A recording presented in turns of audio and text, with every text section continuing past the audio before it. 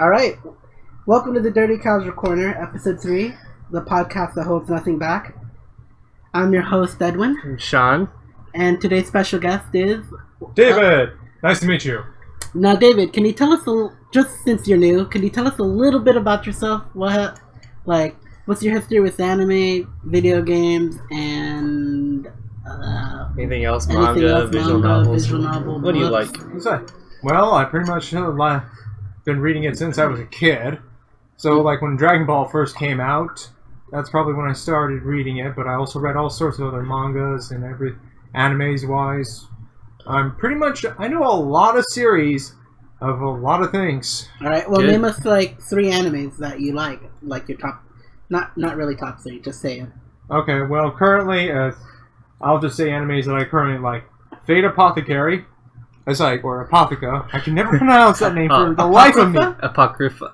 Apocrypha. I can never pronounce the name right. I don't know why. It's alright. It's okay, I have a list, so I can't say words either. No, it's one of those words that you know how to say it, but you just can't say it because no matter how many times you do it, somehow you always mess up. It's funny. I think it's so Anyway, another series I've been really getting into is My Hero Academia. I've been reading both the manga and the anime. Oh yeah? And seeing the latest chapter today, I gotta say, damn, that was just Give us an old anime, like a ye olde time anime, just so you know. Besides the Fate series? Oh, how far are we talking about? When it first... before the movie, when the first... So Studio Dean, right? No, before them. Visual novel, what was that, 2002? 2002? Something like that? Well, actually, we never played the visual novel until, years after the anime. Yeah, sure. Well, pretty much. So it's because we were lucky enough to find a box that somebody was selling. You mean J-List? No, it wasn't.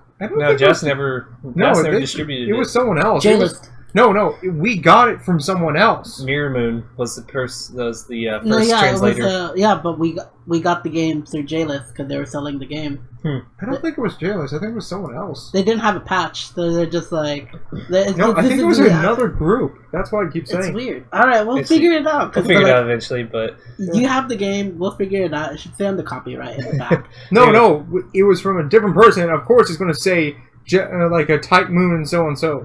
So, I mean, if it wasn't J-List, it must have been a booth vendor. Yeah, that's what I've been saying. Okay, alright. Got it. Because, that's going far back. That's 2011. Our first anime expo. It was definitely bootleg. It was our first anime expo. Actually, it was a pretty damn good legit box. Yes, it was. But it was never officially distributed until Rialta Nua. No, it still hasn't been officially distributed. Okay. But anyways, all right, so we'll get into our first segment here is what we've all been watching. And David, feel free to chime in with any comments you have about, just various things about what we're talking about. Okay. So anyways, I'll start off. So a couple things I've been watching. So you got Inuyashiki. So I think as far as it's come along, we're about the halfway point now. It's still pretty solid. How has the plot progressed? So what they've been doing now has been separating the old man and the young kid and kind of building up their characters individually. Like an individual episode kind of thing? Exactly, yeah. So one episode focuses on one, the other episode focuses on the other, and they try to bring them closer together morally and characterize them a bit more. So I think they're really just trying to build up this grand final fight that they're going to have probably somewhere towards the end. If it's anything from what I already know, then yeah, that's the direction they're thinking they're going. I'm assuming that's what's going to happen. So, but it's progressing smoothly. It's not had any bad episodes yet from what I've seen, which is nice. All right. So let's see, we've got Mahotsukai no Yome. That's Magus Bride, right? The Magus' Bride, yes. I haven't continued it yet, but hopefully one day I'll continue it with You DJ. definitely need to. It's still great. Have you seen that, David? Yeah, I also read the manga. Mm-hmm. You read the manga? So two people have read the manga here, right? I've read a bit of it, before. Okay. Yeah. It's good. It's very good. It's got a good fantasy world and everything.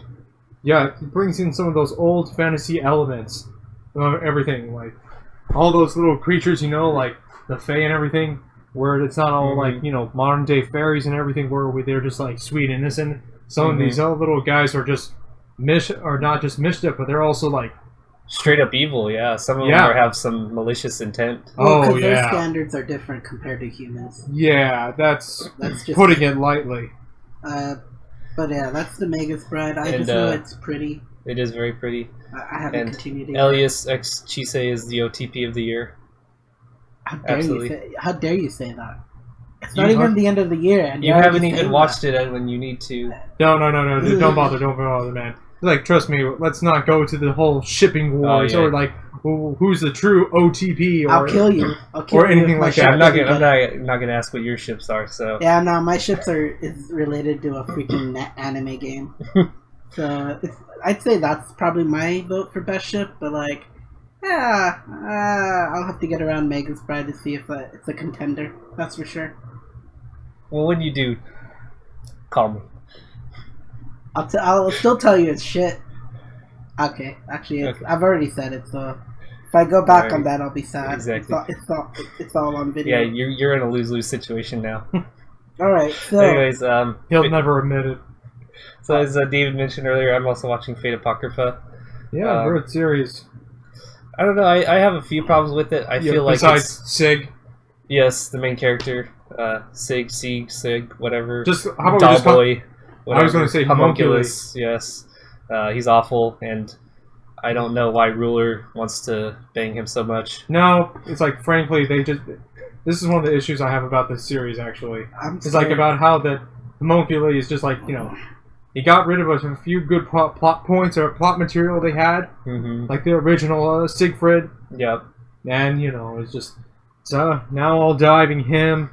And it's like, he's just like getting immediate power up and everything like that. Yep. And that's not involving the whole Frankenstein thing. Oh yeah, I won't talk about Frankenstein. I don't know anything that's going on. Mostly, these past few weeks, whereas the episodes, there was a date scene. Yeah, it's focusing with Ruler and Homunculus, and then the Jack the Ripper scene, which was very disappointing in my opinion. Well, they built up Jack the Ripper for 15 episodes to be, really crazy, insane, cold-blooded killer. It's a mixture of a cold-bloodedness and like insane, but also there's kind of a bit of tragedy in it. A bit, yeah. Because frankly, for those who don't know about it, since like most, or those who do know a little bit about the Fate series, like famous people or heroes or anti-heroes or villains, and it could be summoned to fight each other and everything. And one of the choices was, or one of the possible heroes is Jack the Ripper. But the thing is, since no one knows who Jack is, depending on what class they're summoned, it's a different type of Jack. Right, and as assassin, it ended up being a little kid. Yeah, a little kid, but it was really the culmination of the souls of abandoned children, basically. From like all those prostitutes during the industrial age that were like either like aborted, abandoned, killed, or whatever. Yeah. They just all, like, more than 80,000 of them, like, kind of just became Jack. Right. And, like, basically just tried to find their mother, which ended up all those prostitutes dying. Or at least for that version. And then... You sure it's not 2010? I don't know. It's just, 80,000 aborted babies. I don't know. It sounds like something. Or it's more. It's just that it was a pretty damn high number. Alright. And it's like the living conditions during the industrial age was pretty shitty. They didn't document that stuff well back then. It was just normal everyday life. Plus, there was a coat hanger that was the abortion tool back then, right? Probably. Oh, God. I mean, that's just stretching it too far. Yeah, like I said, it was a pretty shitty time. Okay. Like, for poor people on you. Just like... But anyways, I thought the scene with that didn't end too well, and then they mind broke the best archer. Wait, what? And now they she's mind broke? Well, it's not like anyone personally broke. It's just that the actions they did and realizing how this servant became to be kind of hit it way too close to home for her. Yeah. And how everything she tried to do, because for this archer, or Archer of Red, or Antala, she basically wanted to go ahead and use her wish to make sure that no child would ever be abandoned or unloved. And, well, basically Jack was pretty much an embodiment of all kids who were abandoned, unloved, and just... Right. And so... Horribly... Well... So, long story short, what happened is, Archer of Red tried to protect the children, and Ruler... Purified. Yeah, purified them, released their souls. But even so, it wasn't... And now Archer of Red is gone insane, and she's she's off the team So basically. bad. So can I say this? Does she protect and she attack, but she ain't coming back? Yeah, that's a good summary right there. Oh, okay. Yeah. Memes aside, the whole plotline for the Holy Grail War is still kind of the same, right? Yeah, it's I guess It's a Sort bit of. different because the thing was, it was stolen during the Third War, so meaning history diverged. So certain people aren't existing, while some people exist despite for a want of a nail. yeah. But the thing is, it's now teams. Yeah, So 7 servants against another team of 7 servants. Okay, so but they all get only one wish, though, right? yeah. At the end of the day, it's still going to be one wish for one servant / master. So in the end, they're gonna turn on each other eventually. That's pretty much how it seems to be. But Yeah. the thing was, for one team, which was called that actually stole the Grail from Japan, which hence is why it's happening in Romania. Mhm. Is it Eudramilia?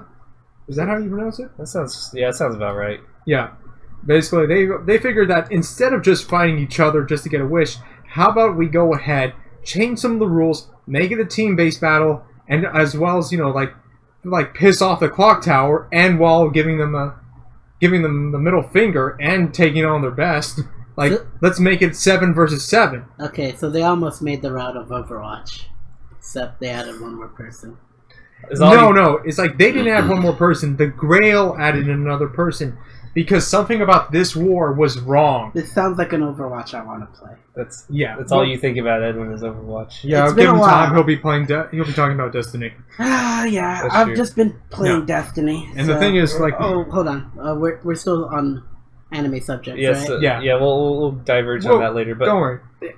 But like I said, this servant that was summoned by the Grail is basically a bystander, or like it doesn't side with anybody. All right.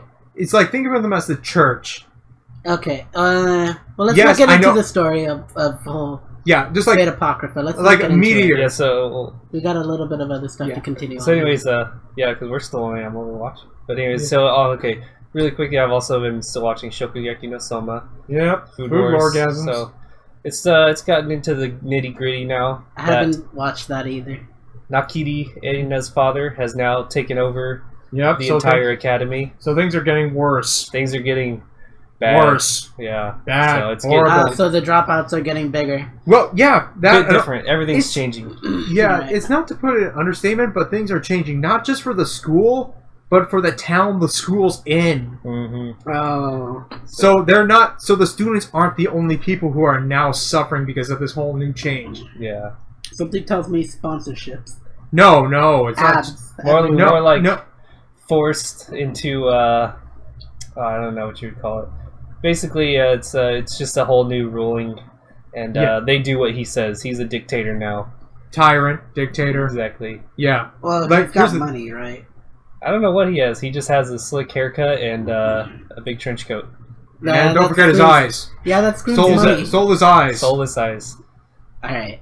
And So they got rid of the old man? Yeah. old man is out. The old... You okay. need Yeah, to there was catch a up. reason why the old man didn't like his son, and because of that, like the son's going to make sure that the old man's not going to be around anywhere close by to do anything. Yeah. Alright. Okay, well... But anyway, so that's what I've watching. Edwin, you want to get into what you've been watching? Well, besides Hero Academia, I kind of finished Season 2 already. Yeah. So Not what do you too think bad. about the ending?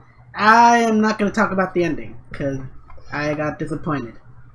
Oh come on! It's supposed to be a lead up, like think of it as a cliffhanger, a build up for the season 3. Not really disappointed for the ending for that reason. I was more disappointed that the build up with yeah, I guess I was kind of surprised with the whole Bakugo fight.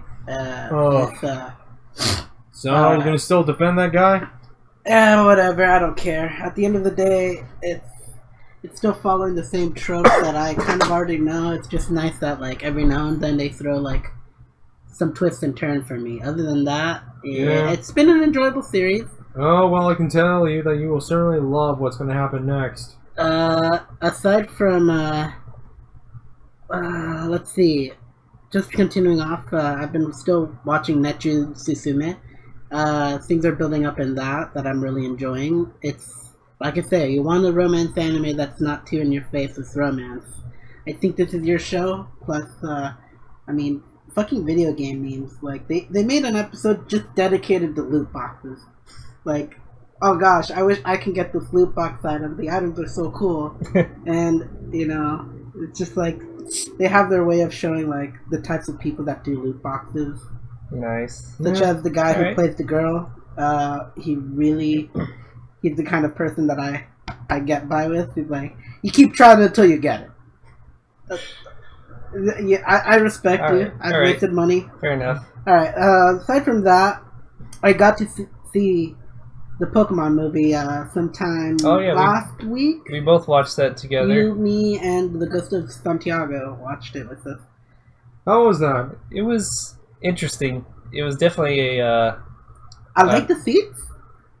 You like the? Oh, I like the seats. Yeah, the They're- seats in the theater were nice. The content. So it basically starts with the retelling of the Ash's story when he starts off as a Pokemon trainer. and Is Gary still a diverges. bitch? Gary doesn't even exist. No one from the original show exists. Misty is retconned. Brock is retconned. There are these two new characters. I even forgot their name because they're so forgettable. Some One wants to be a Pokemon professor. The other wants to beat up her mom.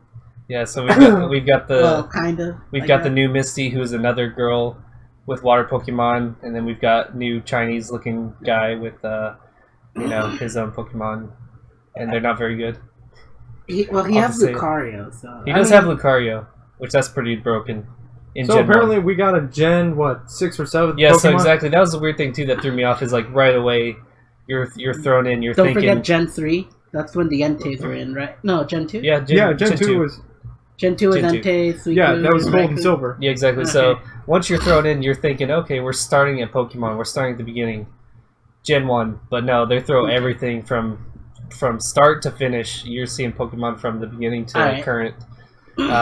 But anyways, there was some decent action scenes, I thought, towards the end. I thought it was an enjoyable movie. Like, I had a good time watching it, you know. But then with all of us. the curse scene happened. No, First scene? I'll get to that. I'll get to that in a moment. Okay, Like, hold on. as a standalone thing, I really did enjoy the Pokemon movie. Yeah, I just sure. looked at it as like it's the out of the universe thing, Right. like an OVA episode. Maybe Yeah, I could see doesn't that. explain what happened to Brock and Misty, but you know they're just continuing the story of Pikachu, and Right. this was one of those events.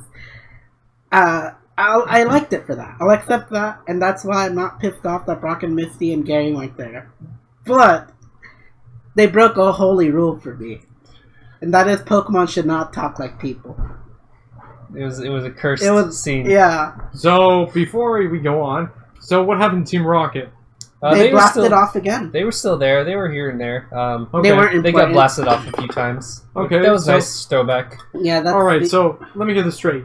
All Pokemon can talk like humans. No. It No. was just this one scene One specific scene that happened towards where the Ash end is like, when Ash gets his ass beat. and he goes. And Pikachu gets his ass doesn't he beat. go to like the fucking like Shadow Realm or He something? basically gets Shadow Realmed. Yeah, So And, apparently we're now in Yu-Gi-Oh! exactly. Well, he went somewhere without Pokemon, and it was gray.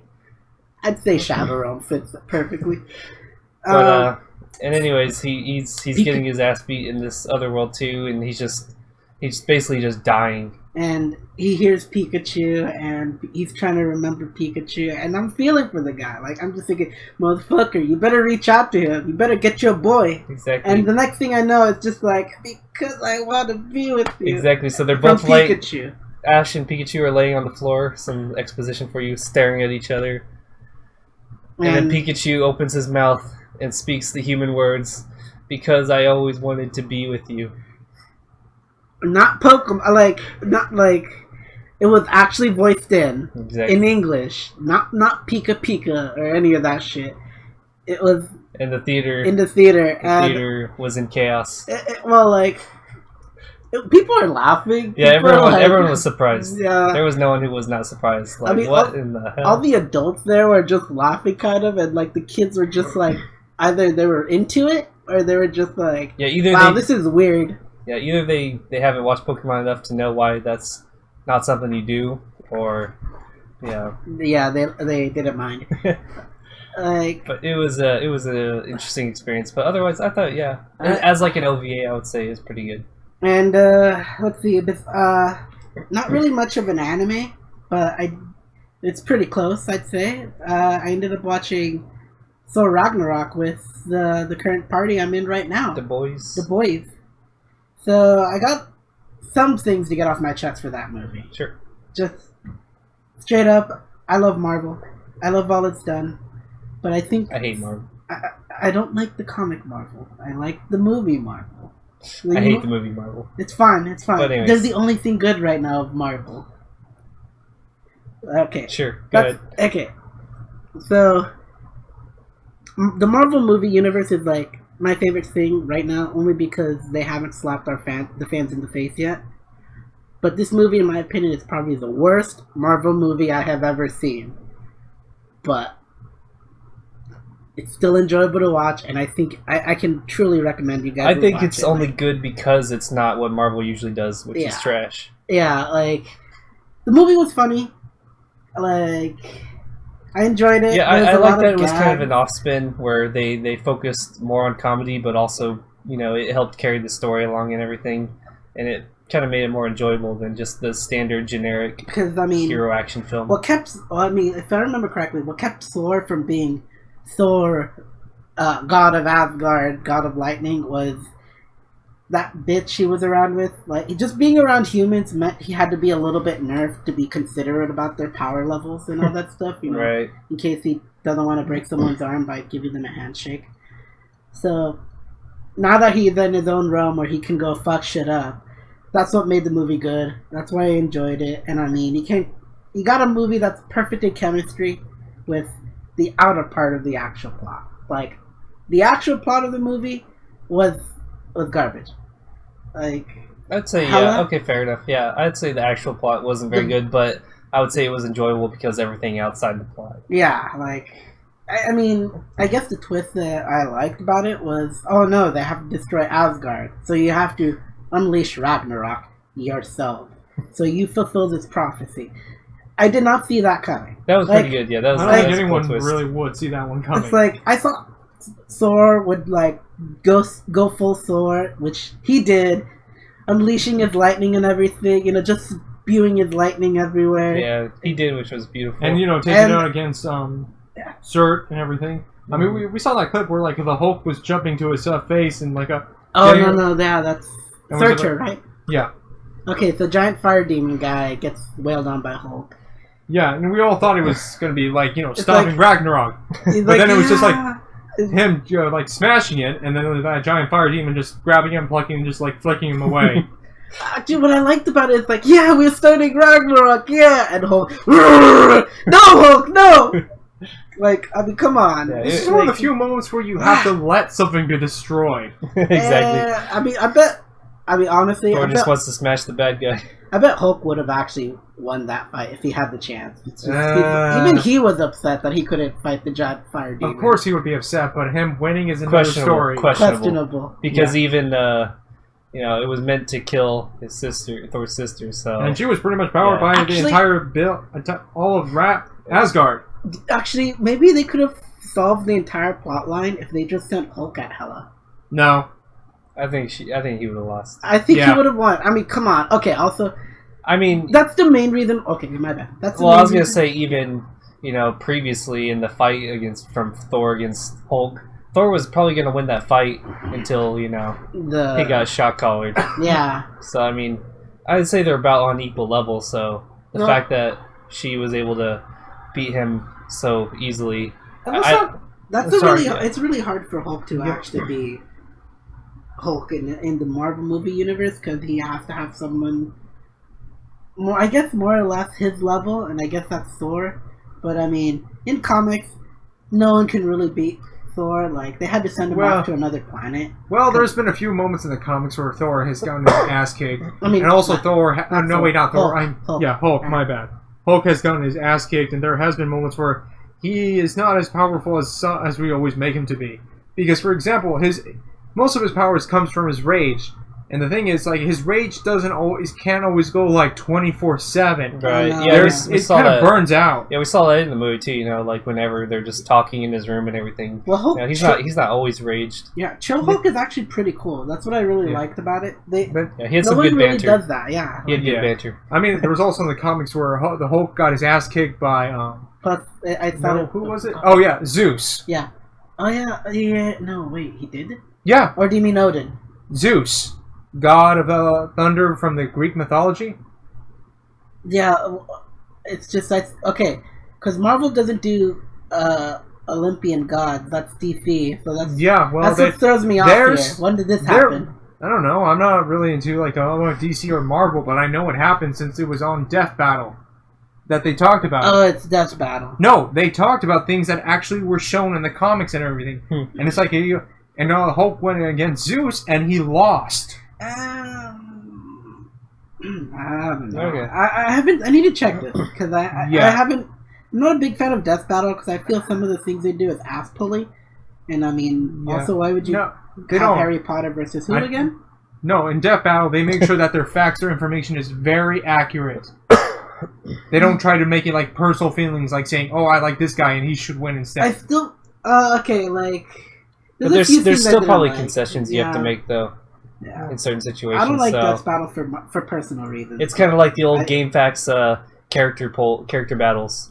You know, you have two video game characters against each other, and people just vote on who they think is going to This win. is back in the day with it's not. subscription matches, Exactly. right? Yeah, Oh, well, it's not. No, it's not voting. GameFAQs. It's actual facts and comparison. But I still think there's that same mentality where video game characters against each other. There's obviously things that aren't taken into consideration or that have to be kind of changed around. Hold on, let me finish up. Death Battle doesn't do that. They make sure that everything's straight and they get their numbers and facts all accurate. Alright, so I'll tell you the truth. Yeah, Thor Ragnarok is actually probably the best Thor movie I've ever seen, but the worst Marvel movie I've ever seen. Only for the plot, but and I'm just saying it's the worst, but because it's in my opinion it kind of is the worst because all the other ones were pretty decent.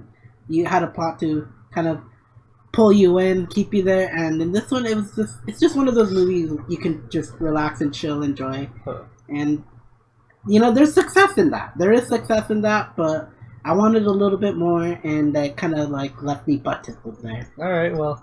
You may think that, but I think you're a wanker. So what else you watched? Actually, to tell you the truth, I've been rewatching an old anime that's kind of been personally close to me, and Boku no Pico? Oh yeah, I love the Pico. It's close to you, I know. Close to me. It's so fucking Coco. But what is it? I fucking hate Coco. Alright, so I've been rewatching an old 2011 anime called Sea Control. The full title in English that I remember is The Money and Soul of Possibility. Control. The Money and Soul and Possibility Control. It's one of those really long, ham-fisted titles by the studio Noitamina. Animation spelled backwards. Yeah. Careful with that. That's my figures. Okay. Alright, so I like the show for many reasons that just it's a little bit too much to go into, but the summary is your power level is based off of money. You're taken in on this kind of supernatural bank that that's called the Midas Bank. Yes. Like from the story of King Midas. Yes. Now the guy who can turn anything into gold. Yes. Now the plotline is it's around this main character who just wants to get enough money to get himself going, and he gets caught up in this business of being an entrepreneur, which is what these people are called. They get money based off of their future, and the more people they battle, it's kind of like Pokemon. The more people they battle and win, or while losing their games and all this stuff, because they use money to more or less battle. It's their way of. I'd say it's like JoJo. So it's like Star Wars Battlefront 2, kind of. Oh yeah, definitely. Well, hold on. There's a few things you need to get clear. For starters, let's go. It's like the Midas Bank goes ahead and gives money, but in return they take collateral, which is your future. So the thing is, not all people are created equal, because some futures or can be different. Like, no, that's for sure. Because yeah. When you're playing a game like that, and things change. Okay, so the kicker about the show is that I like is that if you're not in the club, which is this Midas Bank club, you're totally unaware of the things that go on around you. And if you're in the club, you're just constantly seeing shit change around you, like daily. Like the shoe business that was once kind of a small thing becomes such a big huge chain, like the next hour or something like that, just because of something you did, or actually it all ties in with you, and like that's what I really like about that aspect. And it's tricky because I can't pinpoint what I like about that anime. Hold on, you forgot a few things. Like you said, if you win, you get money from your opponent. Let's not get into detail about this stuff. Okay, fine, but at the same time, one thing that's kind of interesting is what happens when you lose. I tell you the truth, like, I felt like that was just a plot point, but, like, I mean, because when you lose, you just go bankrupt, and, like, honestly, people just usually off themselves, like... That's because everything they know and love is gone. Exactly. And it's like everything around them is changing, because their future or their involvement is now being removed. What's there left to live for? Because even if they didn't try to kill themselves, it's pretty possible that their lives would at one point stop. Well, I mean, because the way I see it is if it's... When they go bankrupt, they off themselves. They kill themselves or something like that. And some people don't. And, like, it just makes me wonder, does being bankrupt, does not having a future mean you have a future? It's one of those animes that I really enjoy. It's subversive. It's also not that popular, so I guess I'm edgy. Yeah, I've definitely never heard of it. So. Yeah, but if you're into economics and everything, you will like it because they make some pretty good mentions about economics. Like some of the fighting styles, attacks, they make references to micro, meso, like macroflations. Those are like different attack level powers. Yeah, those are attack level powers kind of thing. So it's kind of like I say, it's like a Pokemon action battle series around economics. Okay, and cool. There's just a lot to the show that I like. Okay, cool. And it's just kind of what I've been rewatching. I'm only on episode 6, but I already know what happens. Okay. And I'm just finishing it. Rewatching is not a bad thing. Yeah. And so David, what have you been watching? Well, like I said earlier, I've been watching Fate Apotheca. Okay. Mm-hmm. And like I said, I like the series, just don't like the homunculi and how they're making Joan like being inside of like a forced love relationship with him and everything. It just seems, like I said, forced and all. It is very forced. It's absolutely forced, which I think that's the worst part about the series. I think it's good otherwise, but if the homunculi didn't exist and everything, I think some of the storylines would have flowed much more better. Oh yeah, I think if it was just the very starters of the war, I feel like it could have been a more interesting story. Oh yeah. With still Shiro on the side doing his thing and everything, but he's making sure he's the only interesting part left to solve at this point. Yeah, but hey, don't forget some of the other servants are still awesome. Like take motherfucking Karna or Lancer of Red. Yeah, Karna's good. Yeah, that guy's like game breaker material. Yeah, he's broken. Same level as Gilgamesh. Yeah, he's Gilgamesh levels of broken.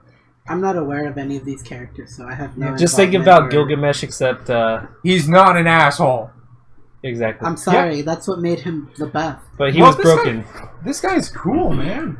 I mean, seriously, his powers, his ability, and like the fact is, like, he's a pretty chill guy. Of course, the thing is, most people don't really know he's a nice guy because his mouth is like swords and his tongue is like a bard. So what else have you been watching? Well, I wasn't telling you, but okay. My Hero Academia. Like I said, I've been reading both the anime and the manga, or like watching the anime and reading the manga. Just keep it. It's structured in a way. Yeah, I know. So we're just gonna keep it short. We're going to manga later. I know. We'll get into them. But I've been like rewatching the anime, seeing the English and dubbed version, or and as well as the Japanese. Like both of them are great. I have to say, like nowadays, like the dub versions of most animes is way better than it was like years ago. Oh, I feel like it was like a bell curve. So it was like at the very early points of anime, it was really high, and then it started to drop low in like the early 2000s. Oh, you mean when they cast the same early voice 90s actors to for 2000? everything, okay? where you only had Troy Baker, Crispin Freeman, you know, The guy for I'm not saying they're bad voice actors, but they were cast in the guy who did Sasuke. everything. Maybe he was, yeah, maybe, but still. Okay. But nowadays, I think it's a lot more diverse and it is better. So it's back up to the old levels, like how it used to be, where a dub can be good. Yeah. Well, because like the problem I had before is that like they did reuse a lot of the people, and sometimes I just felt that their voices didn't really match the characters. Yeah, it's because those are the only people they had. They thought, oh, this person did good last time. I know a little bit more about the English voice acting stuff than I should actually feel proud of. Like, I actually prefer watching Japanese subs, but I don't know voice actors or anything like that by name. But give me an English one, and I could probably point them out. And that's because you're a casual. Yeah, I'm a casual. I'm a casual anime viewer and a casual. But anyways, gamer. go ahead, David. Anything else? I've been watching Ruby. Oh yeah, Did you happen to see it? I haven't jumped into it yet. I haven't had time recently, but yeah, but I have the website bookmarked. I bookmarked Rooster Teeth, so I will be checking that out once I have free time. It's also on Crunchyroll if you prefer to watch it there and not give Rooster Teeth any traffic. Either way. Either way, you know, you choose what you want, but like if it's on Crunchyroll, I might as well watch it there. Yep. So, and let's see, I've been just casually watching all different animes that are recently come out and new, but nothing that really stands out for me at the moment. Yeah, Right. I would say this season. Otherwise, there's a few decent ones, but then it's more of some generic stuff. Yeah, if anything, they've been like reposting some of the old animes nowadays. All right, Exactly. so now are we getting into our next segment? I think we're past this one. So when you want to go to reading, All right. well, Well, reading. Let's have a customary clank. And we clank with David in spirit. yeah. So anyways, yeah, so what has everyone been reading? Let's start off with you, David. What have you been reading? You mean books or manga? It doesn't matter. Books, mangas, VNs, anything? Visual novels count, didn't we They say, do. right? They Yeah. do. Audiobooks count too. So I mean, Basically, I've been reading like almost anything that's decent or good. just name a few and go into detail on like maybe one. Yeah, maybe or two? one that you really like. Yeah, something like that. If there's anything that really caught you. Well, I've been reading, like, you know, My Hero Academia, but I won't go into detail about that since I already said it. Oh, you could, but like, that'd be spoiling stuff. Yeah, that's why I'm saying I'm not going to talk about that. We always spoil. Yeah, But we it's don't fine. here on the Dirty Casual Corner. We don't Yeah. care about spoilers, but I think I'll mention something that's recently kind of funny. the Ghost like, of you know- Santiago would look at us very, very disappointedly if we ever talked about spoilers Yeah. for Hero. You know what? I think I'll talk about something that no one probably here has ever heard of. It's a series called Mao Jo de Oyosa or something like that. What's the English? I don't know. Oh yeah, Sumi. It's Say Maojo de Oyasumi. Yep. Haven't heard So it. Demon. So it's Demon Goodnight, King's, Demon King? Goodnight Demon King, something like that. Yeah, something like that. Basically, you know, it's like one of those old-fashioned RPG settings where like a princess is kidnapped by the Demon King, the hero goes to save her, and all that. Well, in this story, it's basically just focusing on the princess who's just been trapped in the Demon King castle, and all she wants to do is just go to sleep. And like her adventures every day, as she either tries to make a pillow or like blankets or, you know, mattress or whatever, and all these wacky hijinks of events that she happens to do, like, you know, trying to go to sleep. So it's a comedy? Yes, Huh. Okay. it's a comedy that's series. It's pretty funny. All right. About like, for example, she's supposed to, a princess. She's supposed to be locked in her cell, but she always gets out, like all the time. And then like she always goes ahead and murders the ghost of Fukushi's, basically the ghost sheets, like to the point that they're getting slaughtered every day because of her, who are cutting them apart with giant scissors, just to make like fancy bed sheets. And like and the demon priest or demon monk is like saying, seriously, can you stop killing them every day? I'm the one who has to revive them. And then there's like all these other moments where she tries making pillows with all sorts of different things, and like some of these things are like funny, and some of these things like, wow, I didn't think you could do that. She just really wants to sleep. Yes, pretty much. And then there was like this one event where like the Demon King like finds out that like there was moments where she dies, but she's brought back to life because of the priest and everything. And then it's like the Demon King's like, how did she die? She was sleeping on top of a giant poisonous mushroom. Seriously? Okay, here, take this. What's this? It's like this little brooch, which is like its status alignment, like blocks all status events, like being poisoned. But here's the little catch: it prevents her from falling asleep, and then she becomes like, in a sense, of her trying to go to sleep, she's like a demon to all the demons. Because she can't sleep, and she has that brooch, and she's made to wear it, right? No, she's not aware of it. She's trying to do everything she can to go to sleep. But she can't while she has the brooch. Yeah. Son of a bitch. This is a nightmare. Just ruined her. Yep, and because of that, everyone else suffers. Terrible. Also, oh my fucking god, it kind of hurts my head because sleep is actually a status alignment. Yeah. That is true. So, in RPGs, yeah. Yeah, so Archie, should we give a brief description on that or not? Oh, no, we don't. Yeah, alright. I'm assuming you're all dirty casuals, you guys watching, so if you don't know what a status alignment... If you've never played an RPG before and you don't get this term... what kind of person are you? Are you even a person at all? Are you alive? Status ailments, yeah. Your standard things like being poisoned, being paralysis, on fire, sleep, burned, death. That's a status ailment technically. Zombie. I mean, there's anything under the moon. Zombie is that's Final Fantasy. Yeah. See, I'm not that familiar with. You've got all kinds from all different genres in games. I mean, there's hundreds at this point of status ailments, but anything that's beyond the normal. Yeah, usually so it's basically something that just affects the player character in a way that makes them not function correctly. Right. So it's just that stuff. But sleep in most games is a status ailment because during battle you may be asleep. And everyone else has open sleep powder. Yeah. If you played Pokemon. Yeah. All right. So what else have you been reading, David? Well, let's see. Anything else you care to mention? Not much to say. I've been reading all sorts of mangas, all sorts of light novels. But hell, I've been even reading fan fiction and all that. Actually, you should probably get into one at least. Let's see. What's a good one to talk about? Just try to keep it a little short because fan fiction is abundant. No, I know. I'm trying to make it a short one. I'm just thinking of a nice, good one to talk about. Tell you what, I think I'll mention something about a crossover, which is basically two anime series making a crossover, like the Fate Stay series with a series known as Capone. If for those of you who don't know about it, Capone is basically a world where gods exist and everything.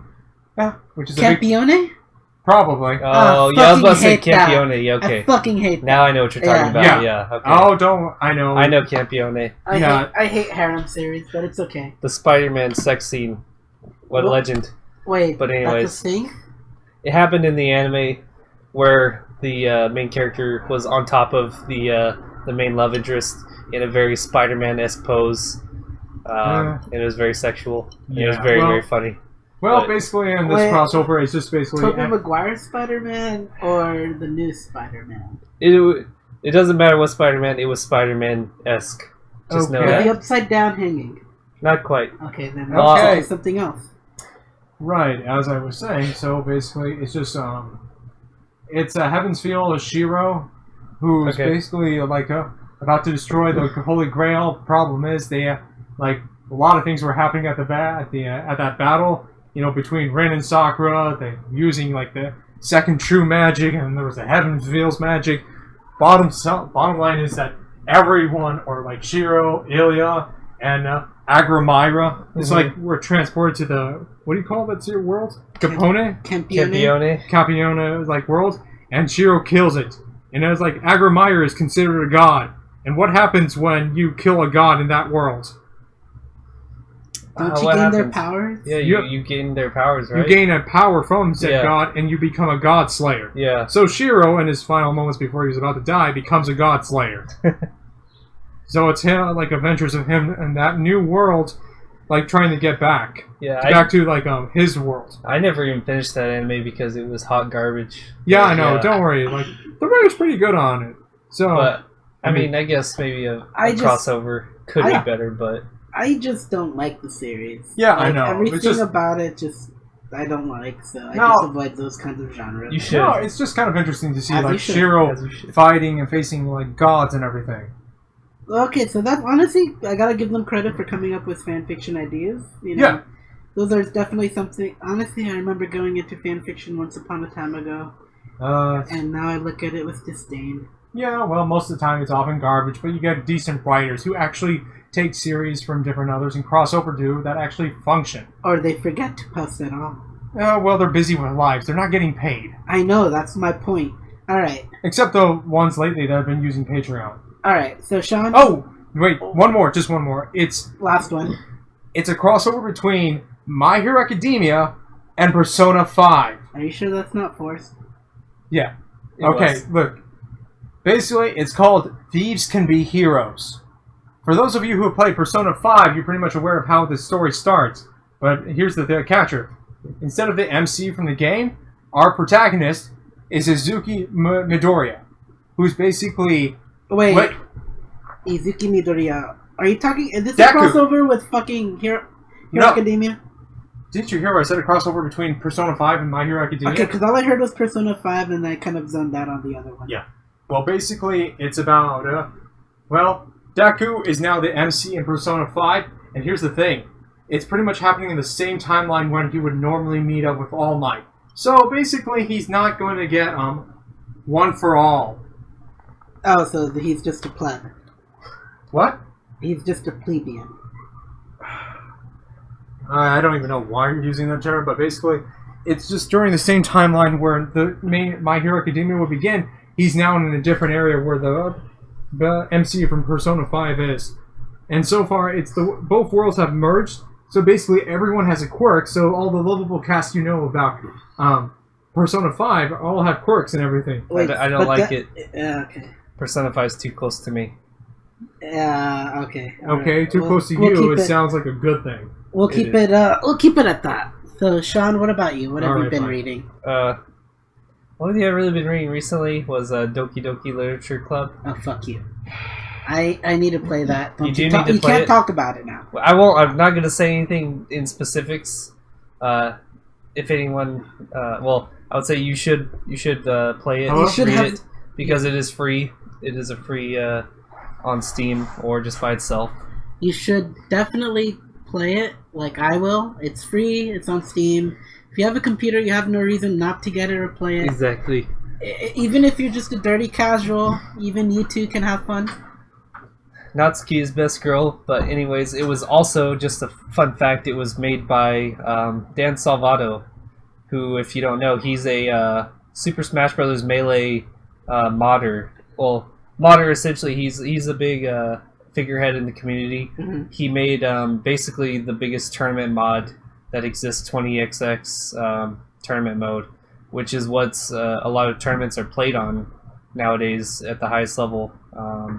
For Smash, right? For Smash, yeah, exactly. He's actually a big figurehead in Smash Melee, which is kind of funny. And he made this? And he made this. Other people? He made this. No, I think by himself. Well, of course he hired people for the art and stuff like that, but he wrote it. He wrote it and he programmed the whole shenanigans in the show. He is a programmer at heart. He does lots of programming stuff. So I will say I haven't played any of Doki Doki Literature Club, but I will say that I like the element of surprise that it has. So you're spoiled on it. I've already been spoiled. Too many people. Right now, that's been kind of a hot topic to talk about. But so even if you know the shocking scenes, I think still want to play it. It'll still hit you because of the build-up. I've heard. That's why it's the journey, not the destination. Yes, that's why. That's why I don't mind being spoiled. It's just like. But the less you know, the more you'll enjoy it. This is one of those things that I really do like it because you don't know much about it. You shouldn't know much about it, and if you do, it kind of does ruin it. It does, yeah. But as much as I don't care about spoilers, this is something that I have to put my foot down. That's exactly. That's the only reason I'm not spoiling it is because Edwin here is not experienced it yet. I need to experience. I will experience it soon. I can guarantee Very you good. that. But anyways, yeah, I'll leave that off. What about you, Edwin? Anything you've been reading? Well, I've been reading one of my favorite mangas. I'll just say that it was originally a novel. I do have the novel. It's right over there on my desk, but I don't want to grab it. It's a series called All You Need Is Kill. And if you've ever heard of it, or if you haven't heard of it, then you've probably heard of Tom Cruise, because Edge of Tomorrow is the Hollywood adaptation from that manga/novel. And it's the story about a young man named Keiji. He's in this army division where he has, like, powered armor, and he's fighting aliens that are trying to invade Japan. And it's to sum it up short, it's Groundhog Day. It's Groundhog Day. Okay. The battle anime. All right. The main character constantly is dying, and he's reliving the same kind of like 2 days, I guess, before, more or less the day before he goes to battle. And he has to figure out some way to not die, basically. Yeah, and you get attached to the character because he starts out like just as a normal character, thinking like, oh god, I'm just a guy, I'm just in my bunk. I just I can't wait for tomorrow because like I'm gonna fucking go die. And then he wakes up again and he's like, oh fuck, I think I died. Like, he was just thinking of going to battle tomorrow because, that's what the plan was. Right. And he's just trying not to die. And he just totally relives it over and over again. And eventually... Until he figures it out. He figured out... This is why I say I love it, because of the Dark Souls element to it. He got good. Yeah, he starts writing on his arm of, like, how many times has he died since it all began. That's a good mechanic. That's actually really good. Yeah. The number gets pretty high for him. Oh, yeah, and he becomes a badass the more times he dies. Like, if anything, I'd say it's similar to the Destiny characters, because, like, in Destiny, the lore is, when you're a guardian, you just resurrected from the moment of... Actually, you're practically dead, and you're resurrected, you become a guardian, and your moments of your past life are gone. And, like, you just keep revving, and you just keep going, and all that stuff. That's the only similarity between it. These guys keep going, and this guy...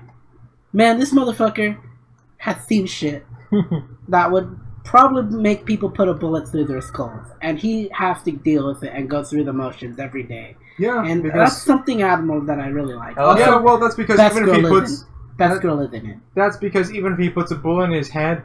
He's just going to come back. I remember that. So he has to get good. He has to get good. He has killed himself. I think, yeah, he did shoot himself once. And, like, he's like, yeah, hey, let me see your gun, buddy. Bata! And then, yeah, I'm in my bed. This is a nightmare. I'm looping. I like it. Sounds interesting. It's I really recommend it. I'd recommend the novel. The manga is just as good, but it's by the guy that made Bakuman or Death Note. You can get into either one. I like the art style in it, personally, for the manga, but I'd recommend the novel. But I finished the manga, and I loved it. Fair enough. Now, now that we finished that, so anyways, let's get into our next subject, which is what have we been playing. Alright, David, there you go. Video games. Who wants to start this off? I'll do it because mine's short. Alright. I haven't had much time, so it's just been mostly Pokemon Sun and Moon. But basically the first one, not the new one that came out just a day or two ago. Right, not Omega... No, Ultra. Ultra, right, yeah, that's what it is. Yeah, just the old one, just playing around, casual. Don't have enough, don't know anyone that I can meet up and trade or just play, so, been doing Battle Tree and, Battle Coliseum. Gotta say, Battle Coliseum, the game mechanics, like the AI is cheating. That sounds about right. I'm not sure about Pokemon, but no, it is. Like, there's several moments. It's like a four-way freeway. Like everyone against everyone. Oh, okay. So like, I'm against like 3 AIs with their own Pokemon, but at the same time, it feels like everyone's targeting me. Oh, that's shitty. Yeah, like there's moments where my opponent is on the red. And, like, I'm fully helped. I bring out my Pokemon and everything is, like, everyone is attacking me. Like, what about that guy? You could attack him and you could get a point from him. Instead, you're focusing on me. Like, what the hell? It's kind of like to the point where I literally believe that the tournament Coliseum is corrupt. And like everyone's in it, or just like they bet against you. So no, like they all work together, like saying, "Okay, for this guy, let's all work together and just beat the shit out of him." Yeah, I don't know if I like that. I like 1v1 as far as Pokemon goes. Yeah, 1v1, 2v2. Yeah, 1v1 and 2v2. That's about as far. But yeah, I mean, I 3 started, for all, 4v4. Yeah, that's. Or I mean. I started Gen 3 and I stopped at Gen 3, so I'm happy where I am at. I started Gen 1, played Gen 2, then I skipped to whatever X and Y was, Gen 6 or whatever it was. Well, for me, I just played 1 and 2, and then I went on to like Sun and Moon. Yeah, that's basically what I did for X and Y. So and quite frankly, I'm pleased with how like the game was. The story was really nice and sweet. Actually, it's like fun and sweet. I think the Pokemon games definitely do well with their narratives and everything, which is pretty nice.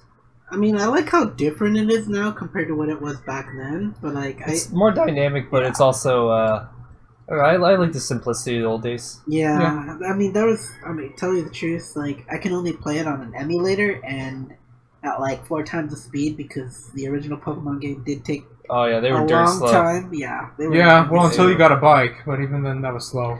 And even if you had a bike, it still felt slow. Yeah. Yeah, so like I remember beating like in a freaking like. Okay, actually, I'm not gonna rant on about that, but I did play on an emulator on my phone, and I had to only play it fast because you gotta go fast. Yeah, well, so that's what I've been playing with, and as well as in Persona 5, really great game. Oh fuck you! How far are beat you me in on that? Well, I'm Shido. Oh, okay. You already fought him, or you're in his palace? I'm in his palace, like just about. Here's the thing: I can go ahead and send the card. Okay, I know where you're at. Yeah, but the thing is, I've just been busy with real life, so I haven't really got to fight him again. You're still not even. So you fought Akechi then? Yeah. How'd you like that fight? Guy's crazy. No He's questions absolutely asked. insane. Yeah, pretty much. Crazy. I knew it because of how he loved pancakes so much. Exactly. Pancakes was his downfall.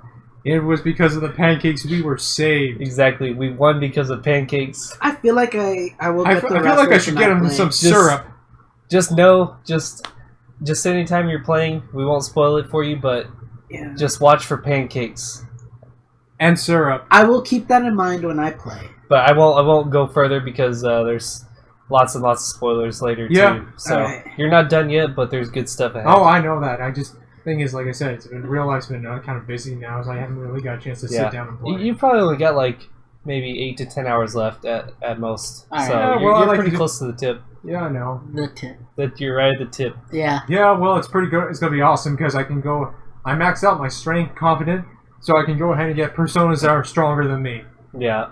By paying money. The Lolly twins. Yep, pretty much. Good confident right there. Oh, that's one of the first confidence any person should try to get. Absolutely. Yeah, complete. There's a few good ones, yeah. The strength confidence, because then you can get persona at any level. Yeah.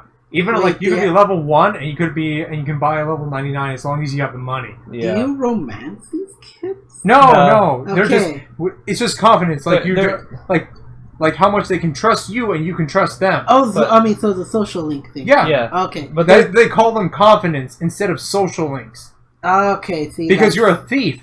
It's like, so your confidence are like people you could rely on. Like who you can trust. Okay. So not confidence as in like, I have confidence. A confidant. Okay. It's a confidant. Yeah, that's the person that you can... Yeah. Right. Someone you can actually talk to about these dirty things. Alright, I got it. But I'll just say, Edwin, as far as, work on the strength persona, or the strength confidant, which is the Lolly twins. Like I said, I mean, okay, I'll say work this. on Kawakami. You're... Kawakami is best teacher. I've only played for an hour, and I'm starting from the beginning again, just so I can stream it. So you should. I will.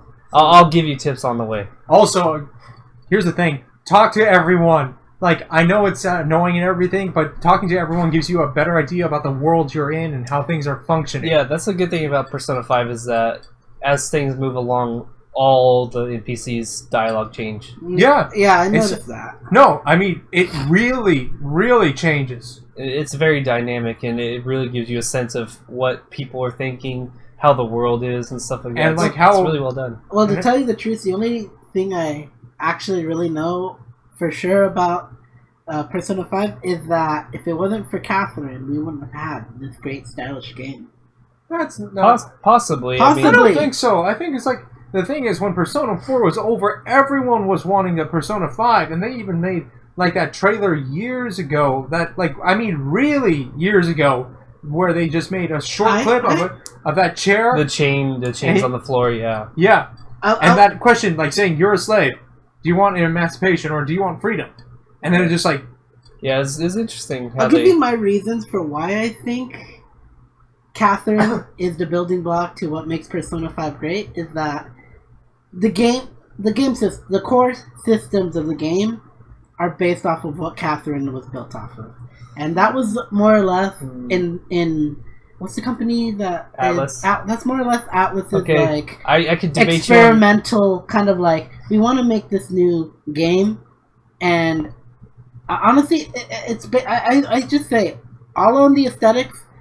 It's definitely based on Catherine. Just because it's not like pulling out blocks or anything, it doesn't mean that you wouldn't have had the nice. I could debate you on that, but in the good fabric of time, just the artistic style of it is like the reason why I like Persona 5 a lot. Is Oh yeah, I have some flashbacks towards Catherine. Oh yeah, and guess what? It never lets up. It never does. The art style persists, and the continuity of Persona 5 is like better than any game. I've never played any Persona game, but I did play Catherine, and I'm telling you straight up that I see. But if I see the influence that Catherine has played. There just was because it is the same system. There was a little bit, but at the same time, if you had played Persona 3 and 4, you would see even more. I bet. Similarities / differences. It's not just because of Catherine. No, there was a the core game was influenced by Catherine. But I would say it's just Atlas as their own entity. Like, improving their own like game and software. Yeah, they just have their own style that's really unique. But Persona 5 like went far and beyond. Yeah, they pretty much might as well be putting up the new level of standard of gaming for most people. Yeah, absolutely. All right. Like it really flows like when you make your choices and you do actions. Like in a fight scene, like how you choose in a fight, and like it just move. It's so smooth. I mean, everything. okay, RPG elements is a different thing. It's like why? No, we're just talking about the art style. Everything flows together so well. Like, from every point to another. But Catherine, it feels came natural after Persona 4, and if you look at Persona 5 and compare to Persona 4, they're practically almost the same but different beasts. Yeah, and the same could be that's same. why I like. The same could be said about Persona 3 and 4. Yes, definitely. Definitely. Every game, they always improve it. They improve the standard. They innovate so hard. Yeah, it's not just because of Catherine. I'm not saying No. I mean, I'm just saying they made. But I understand. They made the game. They made Catherine using something new, and they used what they learned from that. To Persona 5. I understand what you're saying. But yeah, anyways. Since we've ranted about Persona 5 for a good solid. All right, now it's what have you been playing, Sean? Yeah, you're me, huh? Yeah. Okay, so Cuphead. I bought Cuphead last week. You little shit. And I smashed it. I beat it yesterday. What? No invite? No invite. I would have played with you. Where were you? Where were you? Where were you? Where were you? Okay. Anyways, but yeah, I smashed through. It's a great game. Very very fun. I'm gonna keep playing it. I'm gonna go through expert mode. Do that stuff. It's such a well polished game. Not casual mode. No, I'd be in normal because you can only play normal at the beginning. I thought they had an easy mode. There is a simple mode, but you can't actually beat the game on simple mode. You can't fight the last 2 bosses on simple mode. You have to fight them on normal mode. Oh, okay. So, but I played through it on normal. Tutorial stuff. More or less, it's game journalist mode. But anyways. I beat that. It's a great game. It's tight. The controls are good. I love those games that are just like difficult to the point where you just have to grind them out. Those are some of my favorite games besides RPGs. Yeah, games like I Want to Be the Boshi, Wings of V. I mean, Cuphead. I know I'll like it. I know I will like Cuphead. I just don't like the price that I'm paying for a Mega Man game. I'm kidding. My bad. $20? Come on. $20? And you bought Destiny 2? You cuck? not only did I just buy Destiny 2, I bought the special limited edition pack okay. with all And the you're DLC. complaining about the price of Cuphead too? I should slap I you. know. Cuphead? I should slap you. Gift it to me then. Alright, okay. I So, might. honestly, actually, tell you the truth, I haven't even decided where I want Cuphead on, because I have it on. I could get it on the PS4. I could get it on the Xbone. You can't get it on the PS4. Actually, no, I thought it was on there. No, it's on the Xbone. It's on PC, and then it's coming to Switch. Oh, at a fuck, later you're date. right. Okay. So I got console, and I got PC, and I can't even I'll probably go console. They're both the exact same. They both play well. So. I know. Whatever your control scheme that you like is, I think keyboard. I prefer it on the PS4 if it ever did come to the PS4 because it'd be easier to stream. But Xbox has its own like streaming kind of thing and it's shit. And I don't like the Xbox One controller. Personally, I use my arcade stick because it plays like an arcade game, and it works really well. It works really well with an arcade stick, so that's how I played anyways. So no, I'd probably play it on the controller then. But anyways, besides Cuphead, I've been getting back into Kingdom Hearts in a way. So I've never beaten the games. Okay, so I had started to play them back in like 2005. Was the first game, right? Yeah, the first game, so I played the first 5 hours of the first game probably 6 or 7 times because I've either rented it or I borrowed it from a friend or I played it at a friend's house, but I've never owned it. And so I always just played the very first 5 hours again and again. And now, so I decided, okay, I'm going to buy it. I'm going to actually get through it. I'm going to get through all the side games. So I bought Kingdom Hearts 1.5, 2.5 HD Remix. And so I'm actually getting through it for the first time. Cool, man. So I'm smashing through that, so... I will say this much for it, it's weird for me because I actually hate Disney. Well, I don't hate Disney, but I don't really like old Disney stuff that much, but something about it just has always drawn me in, and made me want to play it, even despite, the huge Disney cameos and influence and stuff, but it's just been a game that I just wanted to play despite all that. So I'll tell you this much: I can't get into Kingdom Hearts only because of Square Enix's decision to make a lot of spin-off games to tie in to all the other games. Yeah, I guess I could see that, but I've heard the stories are good in a few of them. So a few of them, and I mean, honestly, I tell you the truth, just story-wise, I don't see how you can make a Kingdom Hearts 3 feasible anymore. Well, it's happening, my dude. It's happening. Next year. What scares me. That's what scares me.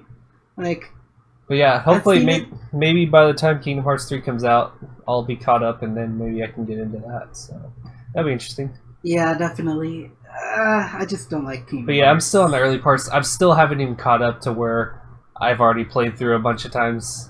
I've just gotten to the end of Tarzan World again. Ooh, the 6th time. Actually, I like Tarzan. I'll tell you that much. I do like Tarzan. Yeah, he's fine. I mean, that's the only part I actually enjoyed about it. I played a little bit. I only got to play that level with you remember Nikki, right?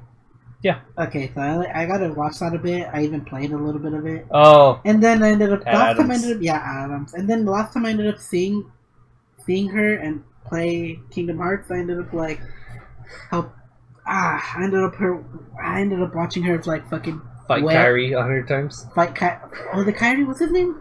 Kairi. No, wasn't it the male dude? Oh yeah, Kairi's the girl. Kairi's the girl. I forgot their name. I just played it yesterday. White-haired kid. Yeah, white-haired boy. Riku. Yeah.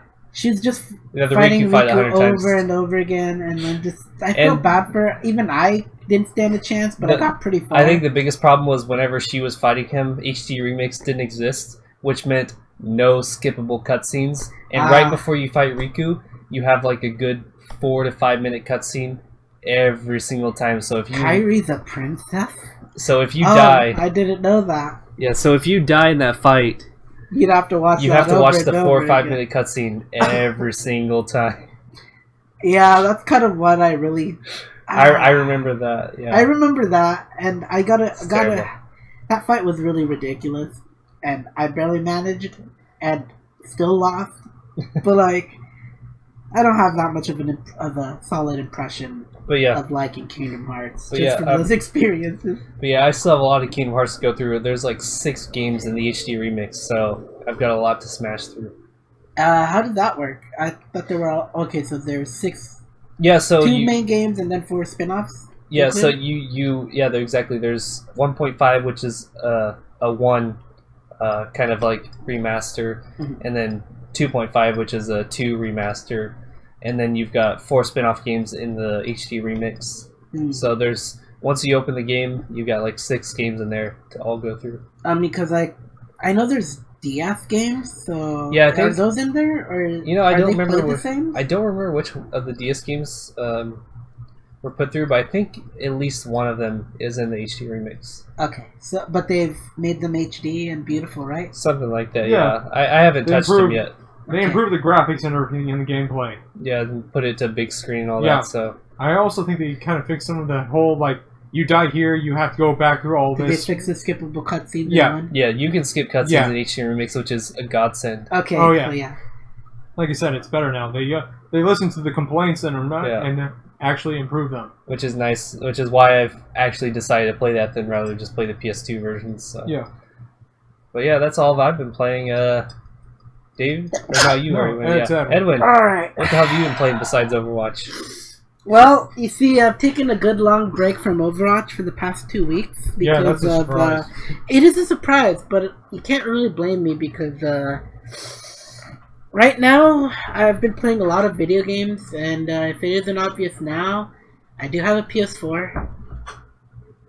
Really? Then we should start playing some games. Maybe some other day. I don't really know. Right now, Yeah, what games do you have? I've got so much. I got the new Call of Duty World War II one. What about Only because of P5? Coworkers. I have borrowed that from Sean.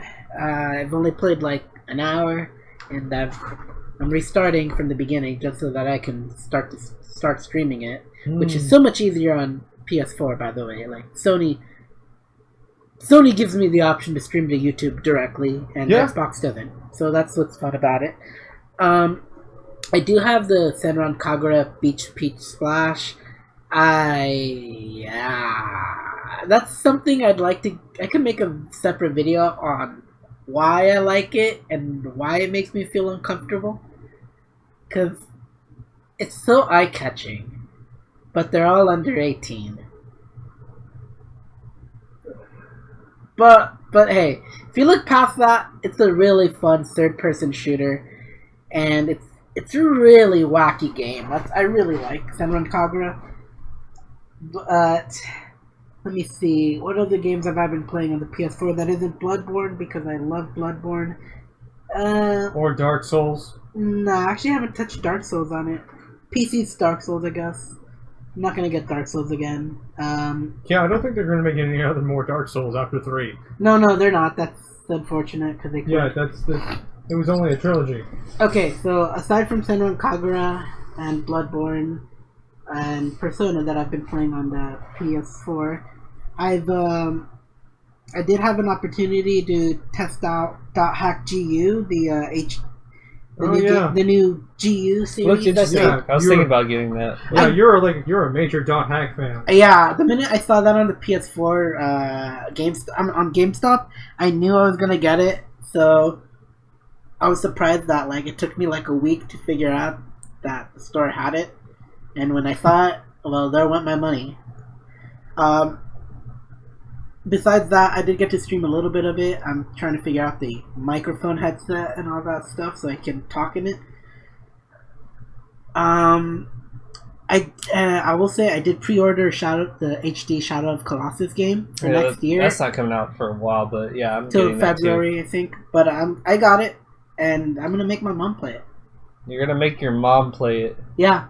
Yeah, she's probably gonna either two things. One, She's wander gonna around aimlessly, or be button mash and do weird actions with the controls. Well, you see, or she's just gonna die brutally every time. Well, you see, my mom's doing the thing that moms always do: try to like get into the things that their sons are into.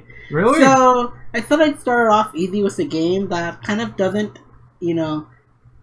punch you in the dick. It does a just so little that bit. she could get. Yeah. Well, for a game to learn controls, I'd say that's probably a little relaxed. I guess if she could actually get to the point where she could get good at it, then she could probably get good at because she doesn't know how to use 2 sticks. Okay. So that's like, Yeah. in terms of like a game that's kind of relaxed, gives you a nice chill setting, and you know, she could just and explore it's around. a puzzle game. You know, she could probably like it for that puzzle aspect. Yeah, well, I think there's several other games that are much more easier for her to play. Oh no, I'm not gonna get her started on any other game, because the first barrier she has to pass by is the twin sticks. If she can't get past that, she'll never play any game. Okay, well, I can think of several games where she can eventually learn how to play that doesn't involve twin sticks. As in, she can't move and look around at the same time. That's going to impede a lot of gameplay. I can think of one game right off the top of my head that it could easily sub. But then in the future... But but for what I have right now... Yeah. Shadow of the Colossus is probably the game I want her to get into, just so that, like... I believe in her. I believe in her. I believe she can do that. You have a weird setup for her. Alright. But I know she'll like it. It's that atmosphere she likes. I hope she would, because that'd be dope. That'd be a good story. So I guess now I'll go into Xbox games. So, right now there's this game called Destiny 2 that's having DLC happening soon. That's coming out sometime in December. And I've been doing as much as I can to prepare for it. So, I haven't done any other game except, like, Stellaris, try to continue the Imperium of Man on PC. It failed. It crashed and burned immediately. Like, you can only because get it was gamed your up kingdom. by 5. It was my kingdom, and I was That's why gamed it up failed. by 5 people. Oh, I ran that shit like a boss. I had money for days. See me in Europa Universalis, where I'm playing Ethiopia against the Holy Roman Empire. What, you're not Gandhi? You can't be Gandhi that. You think of civilization. Yeah, but you know the legendary shit Gandhi does? But Ethiopia fighting the Holy Roman Empire, just think of that. Yo, man. And the Ottoman Empire. And China. Try saying that when you get fucked up by the most peaceful man on earth. Okay, critical. Civ jokes aside, Gandhi was terrifying. But anyways, go ahead with your... I've been playing Destiny 2, getting it farmed up, and haven't had much luck there. Curse of Osiris is coming out soon, and I'm very hopeful for that. I really do like this character called Osiris. It's only thanks to In-Lore Game on YouTube, because like that's the only place they ever have it set up right, on YouTube. Thank you. So I really like Osiris as a character, and I mean they have a few other people going for you. I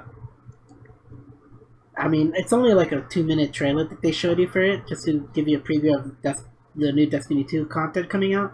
But I enjoyed it, I'm looking forward to it. The last game I did play on Xbox was I gotta remember. Halo Wars 2, the Flood DLC that came out. I loved it.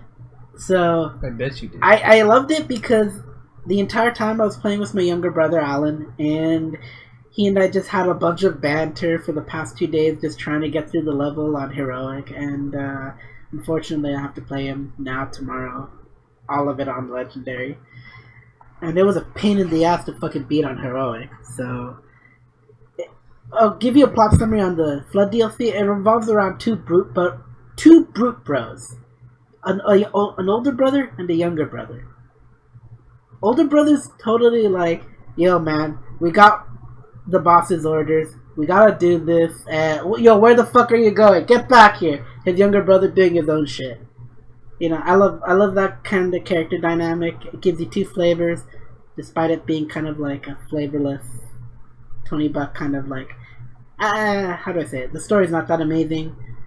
Gameplay's fun. I mean, you're not gonna get much in Halo Wars story at all, but like, yeah, I wouldn't expect. I don't expect too much story from it, but from what I got, for what I paid for, I believe I got my money's worth, because I spent 8 hours trying to beat that fucking DLC with my younger brother, so it was a blast. And man, like, I'm looking forward to playing with with him tomorrow. But man, it is tough. I'll say that.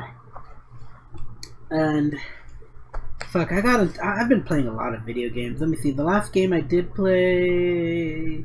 Oh yeah, I didn't mention Call of Duty World War II. Don't even mention it. Yeah, Let's move on. I'll mention it briefly. Nothing's changed. War has not changed. Moving on. Just play old Call of Duty 1 and 2, and you'll get the same experience. Actually, except better probably. Yeah, I like I'd like World War One, the World War One setting more than World War Two, because we've had how many games in World War Two? Quite a lot, yeah. World War One's kind of unexplored. Yeah, you've got the Serbian Empire, you've got the Russians, you got France and Germany. Because I'm really invested in World War One story, and only you've got because the Ottomans. oh god, it all started with the Ottomans. It didn't start with the Ottomans. No. Ottomans came in way later. Not Ottomans, my bad. It was it started with the assassination. Austrian Empire. It started with Austria and Serbia. Fuck. The Serbians started with the assassination of Archduke Ferdinand, right? Right. That was the Serbian assassination of the Austrian Hungary a diplomat, whatever, leader. And then that's what started it, and then they said, hey, do you want to join in? Hey, do you want to join in? Hey, do you want to join in? That's the gist. And everyone said yes, basically. Well, because, the main reason why I like World War One is because everyone did everything, and by everyone, you had Russia, you had Germany, you had Austria, the Austria-Hungary, and you had the Ottoman Empire trying to avoid a war. Yeah. And one of those fucking countries fucked up so hard by saying, yeah, we like war. We want to go to war, even though that their men had fucking bows and arrows for shit. In an age of guns. So you had a bunch of shit happen, and not many people, just... But yeah, it devolved into a big war between Germany and then Russia and France. Germany fighting on two fronts. And their allies. Yeah. It all began with the allies. No one expected this. Plus, nobody had any idea how much the machine gun would, basically, oh, yeah. It's kind of funny because they thought, oh, well, now that our weapons are so destructive, war will be decisive, and it'll happen in an instant because of how destructive it is. That wasn't the case. No. That wasn't the case at all. In fact, it actually prolonged the war years. I will say this, and I feel bad that I'm saying this, but I really, really like the mindset that started what were they called?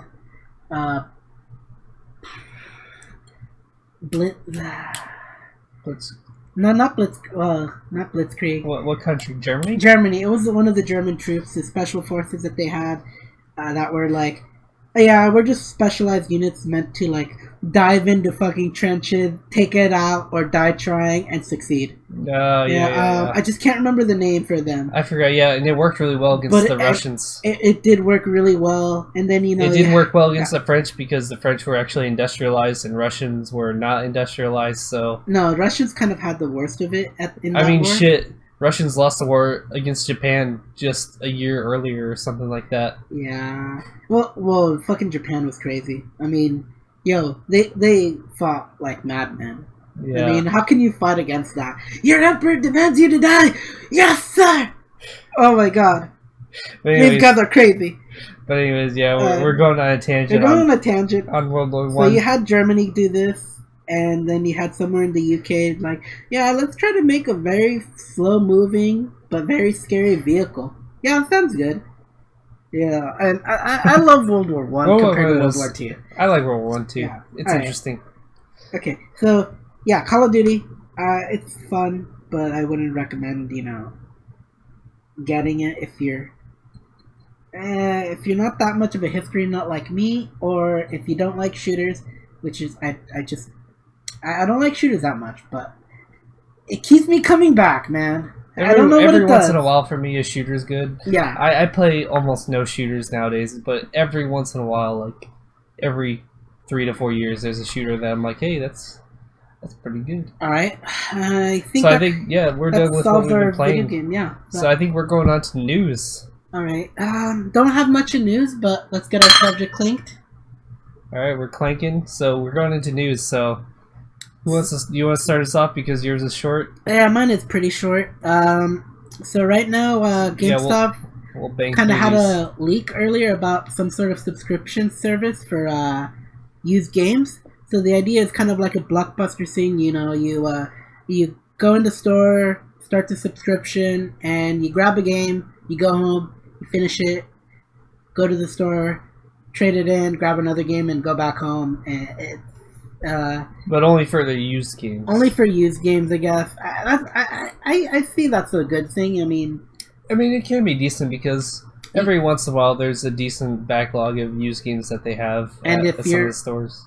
and if you're ever a shut-in, you know, hey, all you have to do is just spend 48 minutes outside, grab as many games as you want, and then just, you know, rinse and repeat. But what about fucking GameStop All right. and my spaghetti? All right, okay. I'll say this much for GameStop. So this was just a leak.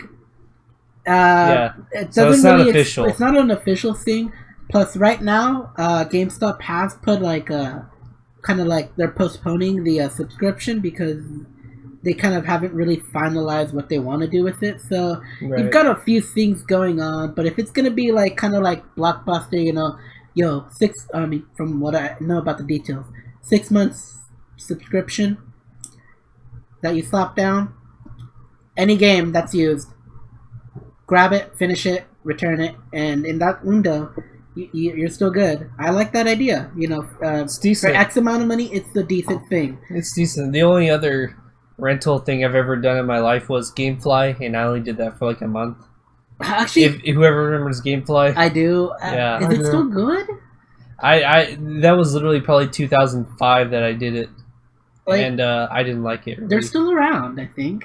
I think they are, yeah. Yeah, well, frankly, there's not many places where you can go ahead and rent games. Exactly. Oh, man, After that's sad. Blockbuster went out, it was basically just GameFly shipping stuff to you. Yeah, Oh man, and Netflix is like still trying to like not do the whole sending. Hey, Yeah. they're just basically trying to get people to go to their website. yeah, the streaming stuff. I mean, Netflix The went thing from giving DVDs to streaming them now. the thing I hate still about Netflix though is that they still, even though they're okay, you know that the primary reason that you go to Netflix is to stream, but they still have so many movies on there that are DVD only and not streamable. Well, yeah, and you have So many.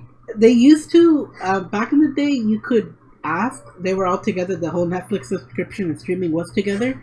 So if it was something that on DVD that you wanted to watch, you'd request it. Now it's a separate kind of like Yeah, it's paid separate thing. now, so it's like So you go on there and you say, oh, like, I feel like watching this movie, let's see if they have it.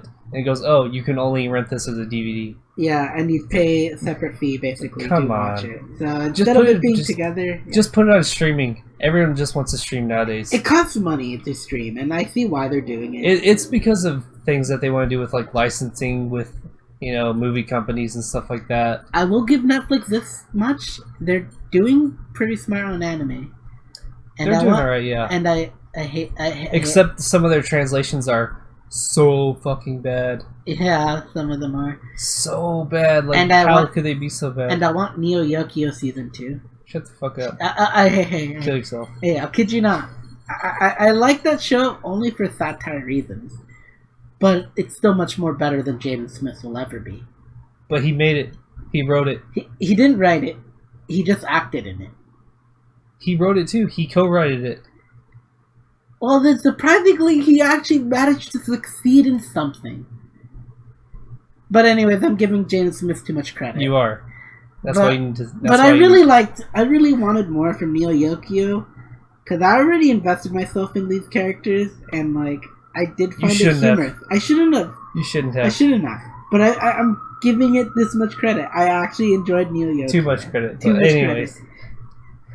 I have a warped sense of humor, and Neo Yokio is one of those special animes that come once every 10 years that you just can't help but wonder.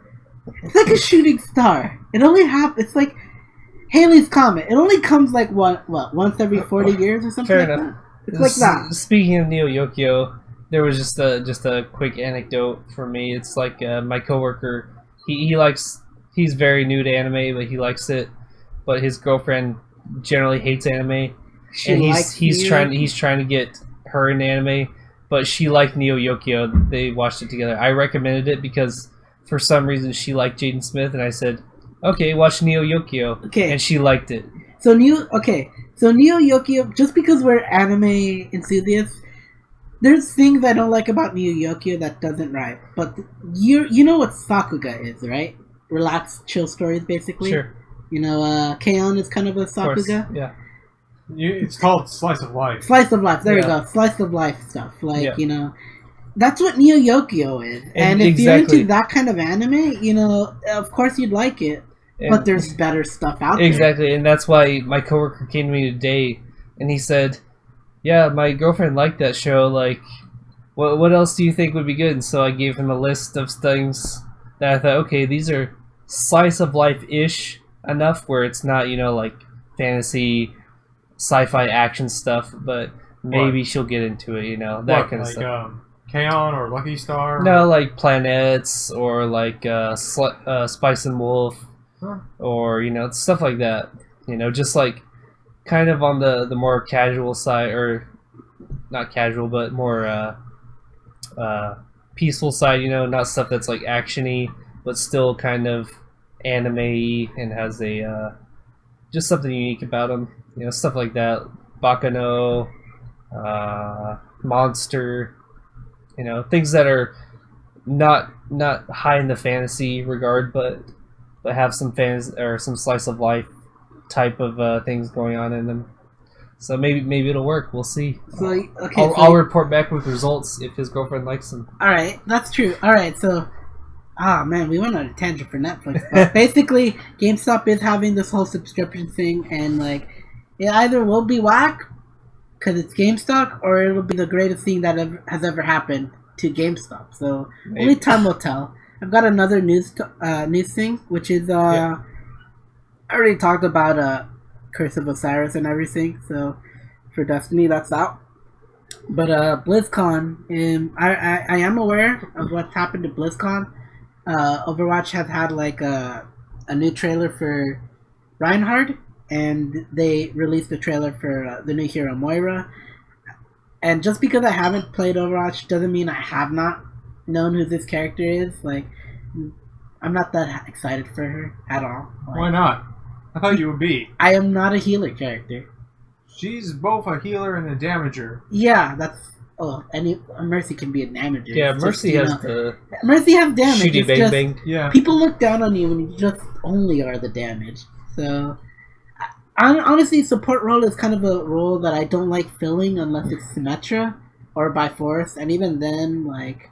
if you're not, it's kind of a hard bag to be a support because, you know, everyone looks to you, and, you know, you have to look to your team, and Overwatch is one of those games where, like, if you're playing with randoms, don't trust them. It's like League of Legends, where if you're playing support, then no one gives a fuck about you, so, but they give a fuck about them, so they're like, exactly. They die, they blame you, and exactly. It's just like, yeah. But otherwise, whatever. if you do good, then they don't, you know, it's the carry's fault, not yours. So yeah, cool new hero coming out. That's nice. Like, and I mean, I did like the trailer for Reinhardt because I always liked Reinhardt, and I got the impression that in his youth he was a dumbass, kind of cocky ass like kid who thought he could like swing his hammer around left and right like treated it like his own schlong. Yeah, like his own schlong. He could like fucking slap people around and all this stuff, and then he had to learn the hard way.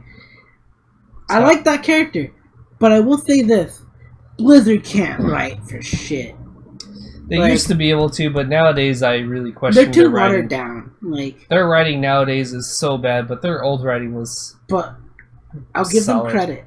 It's beautiful. They know how to make presentation. They put presentation as the key. I'll give them that, but like,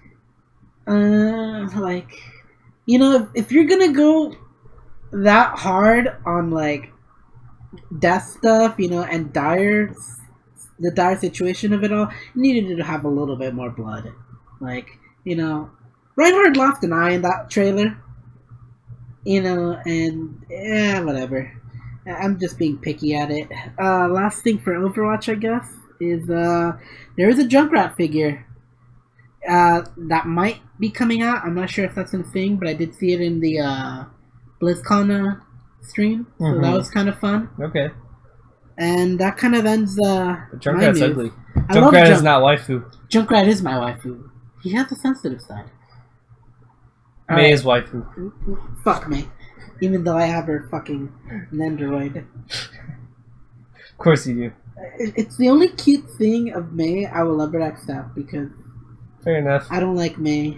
I mean, she's cute, but there's evil in that cute thing. Okay, That's bullshit. There is evil. You do not know. Okay. Edwin, I have heard all the stories about how May is like a demon or Lucifer or whatever. You do know why. Right? And how people say that she killed her other, like those other people in the cryogenica pods and everything. Oh no, not that. I don't care about that. No. But what I do, what I'm talking which is about, also pure bullshit. Core gameplay wise, what I'm saying, core gameplay wise, what I don't like about May is that she has the power to both fuck up an enemy team and your team at the same time. Exactly. And that's what makes her scary. I've only Plus, played... also, have you ever been frozen and then just, like, wait, you just... No, the minute you're frozen, you just have to accept death because, like, you already know you're gonna get icicled in the face. If they're a good May. That's frightening. Like, oh, come it doesn't on, matter who you are. If you're not a tank, if you're not a tanky character, you will die to a May that catches you off guard by surprise, and you're just like, no, and you just, and sometimes they will come up to you right in your face, say fucking hi, and they will shoot you in the face, and you will see that icicle fucking grow in front of you in the split millisecond before it fires. And how can you not fucking say that's evil? The fact that almost every other character can be evil as well. Have you seen all like the things like when Widowmaker going ahead, sniping people in the above? It's instant. This if you just have time to acknowledge you are fucked. But or the fact when you got like Winston going ape shit on you, like going up and close. Winston doesn't do that much damage when he's in his ultimate mode, but he does knock back. Yeah, I've only played Overwatch once. Yeah, so you got basically a giant gorilla coming at you, trying to slam you. I've survived giant gorilla attacks before. Or then you got Reaper coming up you, like getting all the shotguns and going trigger happy. Okay, I have survived those. You see, point is, I've survived almost any of those situations to some degree. But when it comes to that, I will never live.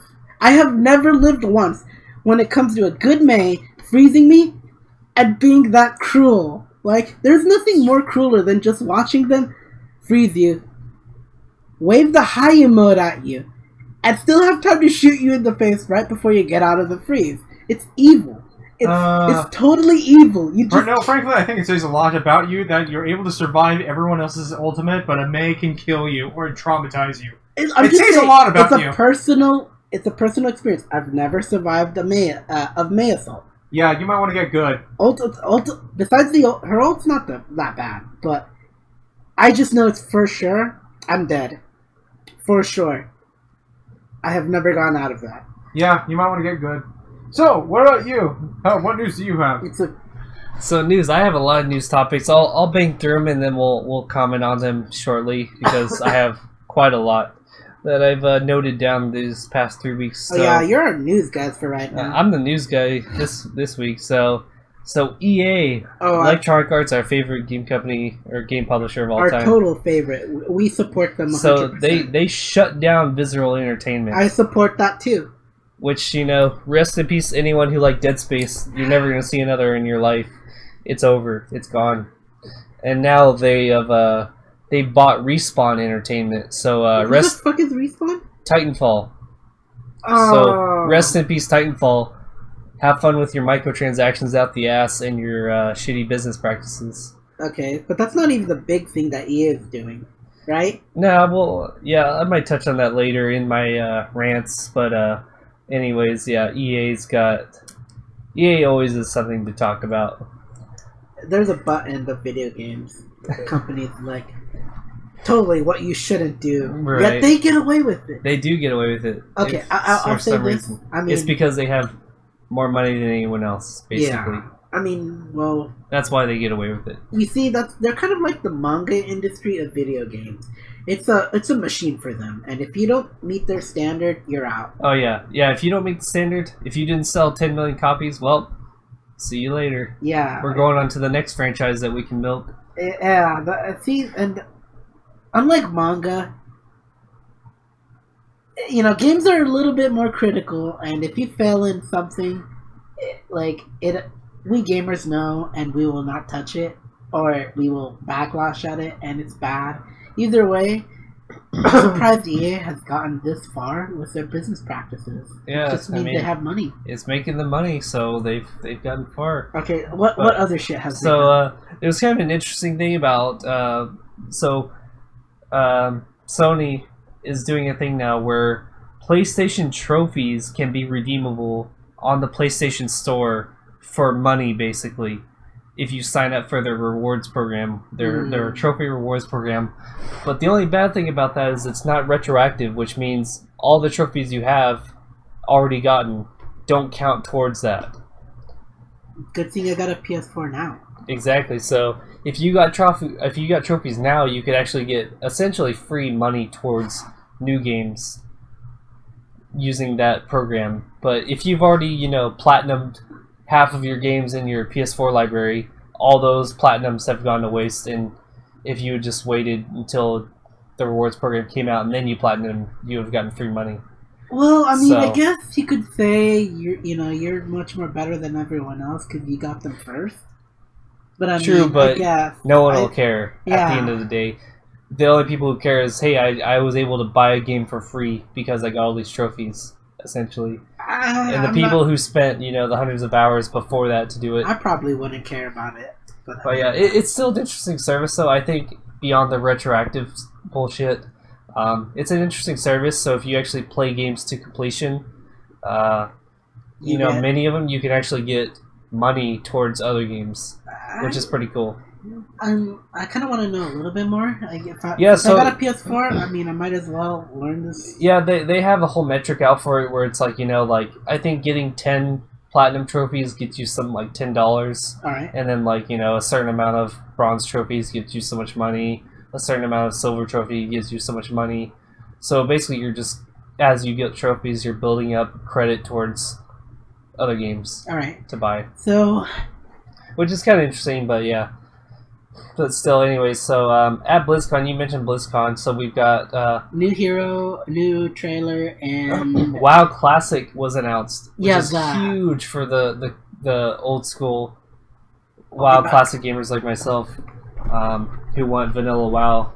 So it's pretty interesting that they've actually acknowledged that they're going to make a vanilla WoW in their own, official regards instead of just having it be on the back foots of private servers as it's been for the past 12 years or so.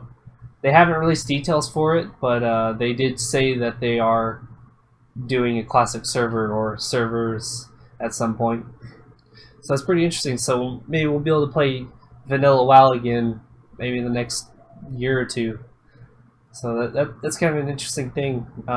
Also at BlizzCon, World of Warcraft related, was a new expansion trailer for their newest expansion. I forgot the name of it, but it's essentially going back again to the whole war aspect between the Alliance and the Horde. And the trailer was actually decent. It's probably one of the best trailers I've seen since, I don't know, maybe Cataclysm that had a good trailer, maybe Wrath of the Lich King, but the trailer looked really good, and it was actually... pretty solid looking. Maybe the expansion will actually be good, and maybe doing the whole WoW Classic on top of this will put World of Warcraft back on the map as a good MMO. So I have hopes for that. Not the highest hopes, but I'm looking forward to WoW Classic. So otherwise, what else can we talk about here? Super Mario Odyssey, if you didn't know, came out, and that sold 2 million copies within the first 3 days of release. It's really good for a game by Nintendo, and just a single-player game in general. just also mentioning because recently we've been seeing an influx of quote unquote game journalists talking about how single player games are dead and you have to do multiplayer games. You have to do microtransactions in other games to make money, to make a profit. And then that's not really true. Exactly, that's why I'm saying quote unquote game journalists talking about this whole thing where you can't make money making just a single player experience game. And then you have days later Super Mario Odyssey coming out, breaking sales records, being the highest selling Mario game in a short period of time, selling as a single player solid experience. That's interesting. Exactly. It's just such a thing. Like, I don't see how the game industry can justify how you only have to make multiplayer games. You only have to make games with mass amounts of microtransactions and DLC to make money. Yeah, I know some people that just like playing RPGs or just like single player games, or they don't have internet access. So yeah, like how are they supposed to play games if they don't have internet access or whatever, or if they don't have money to buy macro transactions? Yeah, that's true. It's just the thing. It's like you can make money on a game if you just make a good game. Yeah, that's really just the gist of it. Yeah, it is. Well, I mean, it's tough because microtransactions are a thing. People know it. People hate it, love it, whatever. Basically, microtransactions just what they do is they let a bad game make money. Yeah. That's what microtransactions do. They make a bad game make money instead of just having a good game make money without microtransactions. Now, I can argue that, like, sometimes microtransactions are justifiable. Like I said, Overwatch, totally optional to go for the loot box system, and that's what I like about it. It's optional. You can pay money down to get something you like. And like I said, I'm the kind of person that, like, if I can't get the skin through hard work, might as well put the money down. And I mean, thankfully, I don't have to put that much money down, because before it was broken. That's basically the only level of microtransaction that I can accept as being acceptable. And even then, you look down on it. I still look down on it, but at the same time, it's like, okay, it doesn't actually affect anything at all, gameplay-wise. Definitely. Absolutely nothing. So people who want to get these different skins can get them if they so care to spend money on them. But it does not affect one single thing about gameplay. And someone who spends $10,000 on microtransactions has absolutely zero advantage over someone who doesn't. Yeah, I mean, and that's the only microtransaction that I think is actually, acceptable. Oh yeah, I've seen pros and cons for it, but that's we had that talk last episode. Yeah, so we can maybe down the line we'll bring it up again. We probably have to because it's just such a prominent trend. thing. Yeah, it's the big thing, like Marvel movies. So they come out every year, basically. I've got two more things. So one thing is New Type released their most popular character polls in Japan. Oh yeah. Ooh. So the top 10 female and male characters in anime currently in their respective genders. Mm-hmm. So I'll just start with 5 to 1 in each one. So as far as the males go, number 5, Gilgamesh, Fate's Stay Night. Wow, he got up there somehow. He's still up there. It's Gilgamesh, of course. He's still up there. Even if he's not number 1, he's going to be on the top 5, Well, New Type's had a lot of animes in their magazines, so like... I know, but here's the thing. It's Gilgamesh, and not only that, everything about him is, like, interesting, like... That's true. He is a little mysterious and kind of, he's got that cocky attitude. I can do anything attitude. Exactly. I'm the king. I'm above everyone else. I have all these noble phantasms. Yeah. I can just like my power is like. And he's a pretty boy, so he is a pretty boy. Ladies love him. All the ladies love him. Yeah. Yeah, that too. So number 4 was Lelouch. I hate him. After all these days, still. He's still as long as it ain't Suzaku, I'm okay with it. I'd rather like Suzaku. He's still a douche. Both of them are still douches, but Suzaku's a bigger douche because he's a hypocrite. Yeah, so that's normal. I mean, okay, he's a bigger hypocrite than I will say this much for him: Suzaku is a human, whereas Lelouch is just inhuman. It's obvious he doesn't hide it. Oh yeah, but Suzaku tries to pretend to be like the high moral knight, but while he's going ahead and committing all these atrocities. The problem is that, and I see why you don't like him. The way I see it is, he thinks it's right. He's doing it through the lens of like, I'm gonna try to be. God, Sure. I'm a citizen. But- I'm a citizen, and Yeah, I'm gonna do it. But regardless, Lelouch got the number 4 spot. So number 3 for the males, Kirito, of Sword Art Online. Not surprised. Nah, no, Still I'm up not there. surprised. He's Well, up he's- there. The he's Mary pretty much- Sue Evolve No, well, video he's game not, anime. well, Mary okay. Drew. Mary Drew, yeah. Okay, well, I understand he seems like the Mary Drew, but I can think of more Mary Stu or Mary Drews that are the Mary Drews compared to him. But I'm not going to bother with that. There's But, two- Right, but yeah. here's the thing. It's like, for Japanese people or Asian people, they just like Kirito. They Here in do. the West, They do. They Here- do. They hate him. We hate. Well, we mostly It hate him. depends. Yeah, it Yeah. depends. Yeah.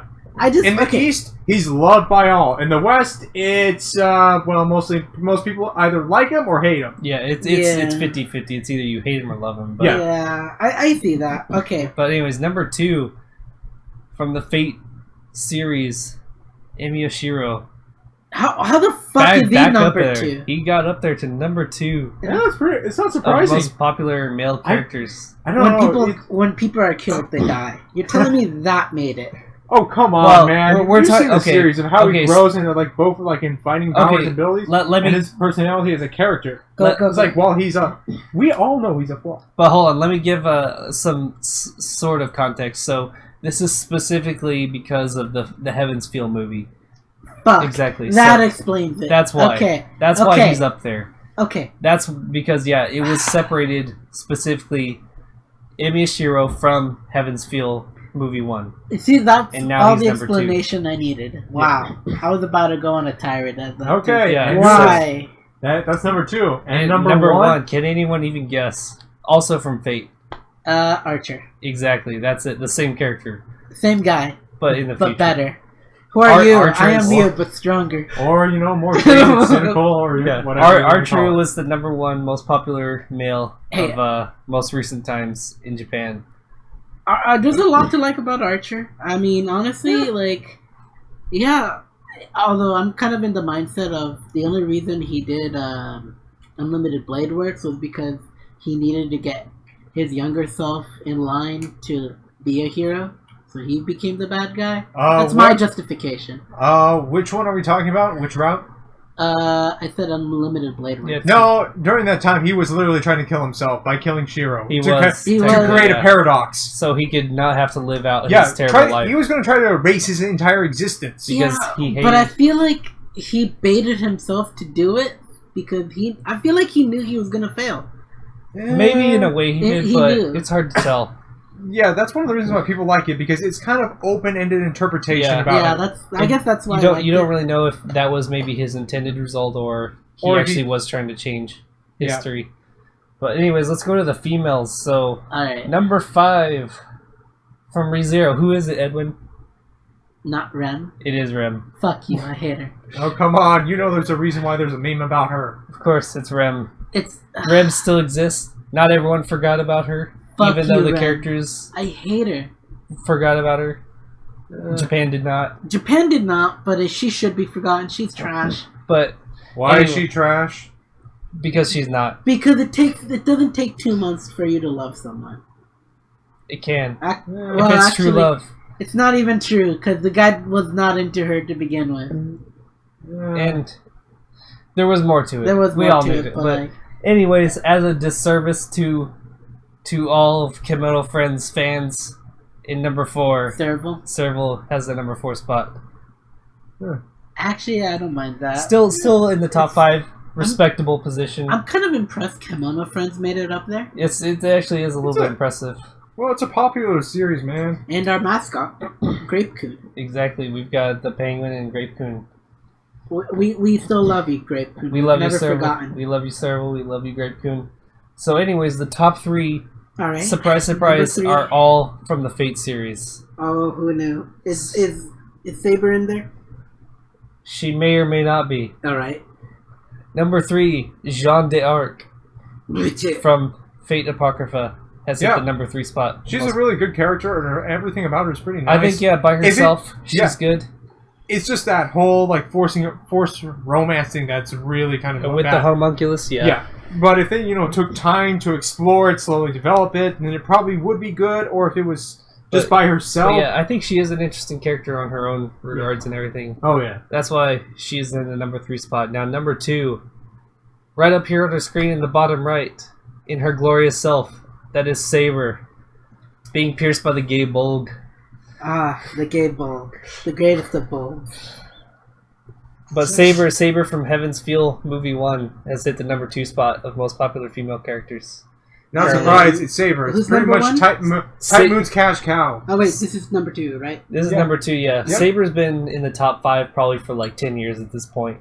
Which is pretty good. She's still up there. Yeah, she's always up there. She's their cash cow for a reason. Yeah, they keep her relevant. That's why they make, in every single spinoff, they always make a character that looks exactly like Saber. Or just make a reference to her. Yeah.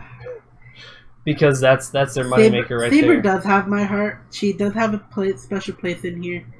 But it's been totally destroyed and desecrated by Sakura, so I don't know. Speaking of Sakura, she's number 1. The number 1 pick for Japan's most popular female characters. Thanks to the Heaven's Feel movie. Yeah, exactly. Thanks to Heaven's Feel. Sakura has hit number 1 most popular female characters. You going to see the movie? I'm going to see the movie, yes, definitely. Yeah, cool. Absolutely. The one starting tomorrow or the one happening on Tuesday? Probably not those. I'll probably have to watch it on my own. Yeah. Okay, so you're going for December. Probably, yeah. But anyways, yeah, Sakura... I could probably push for December, but it'd be tough. Sakura is up there. She is the number 1 most popular character in Japan right now.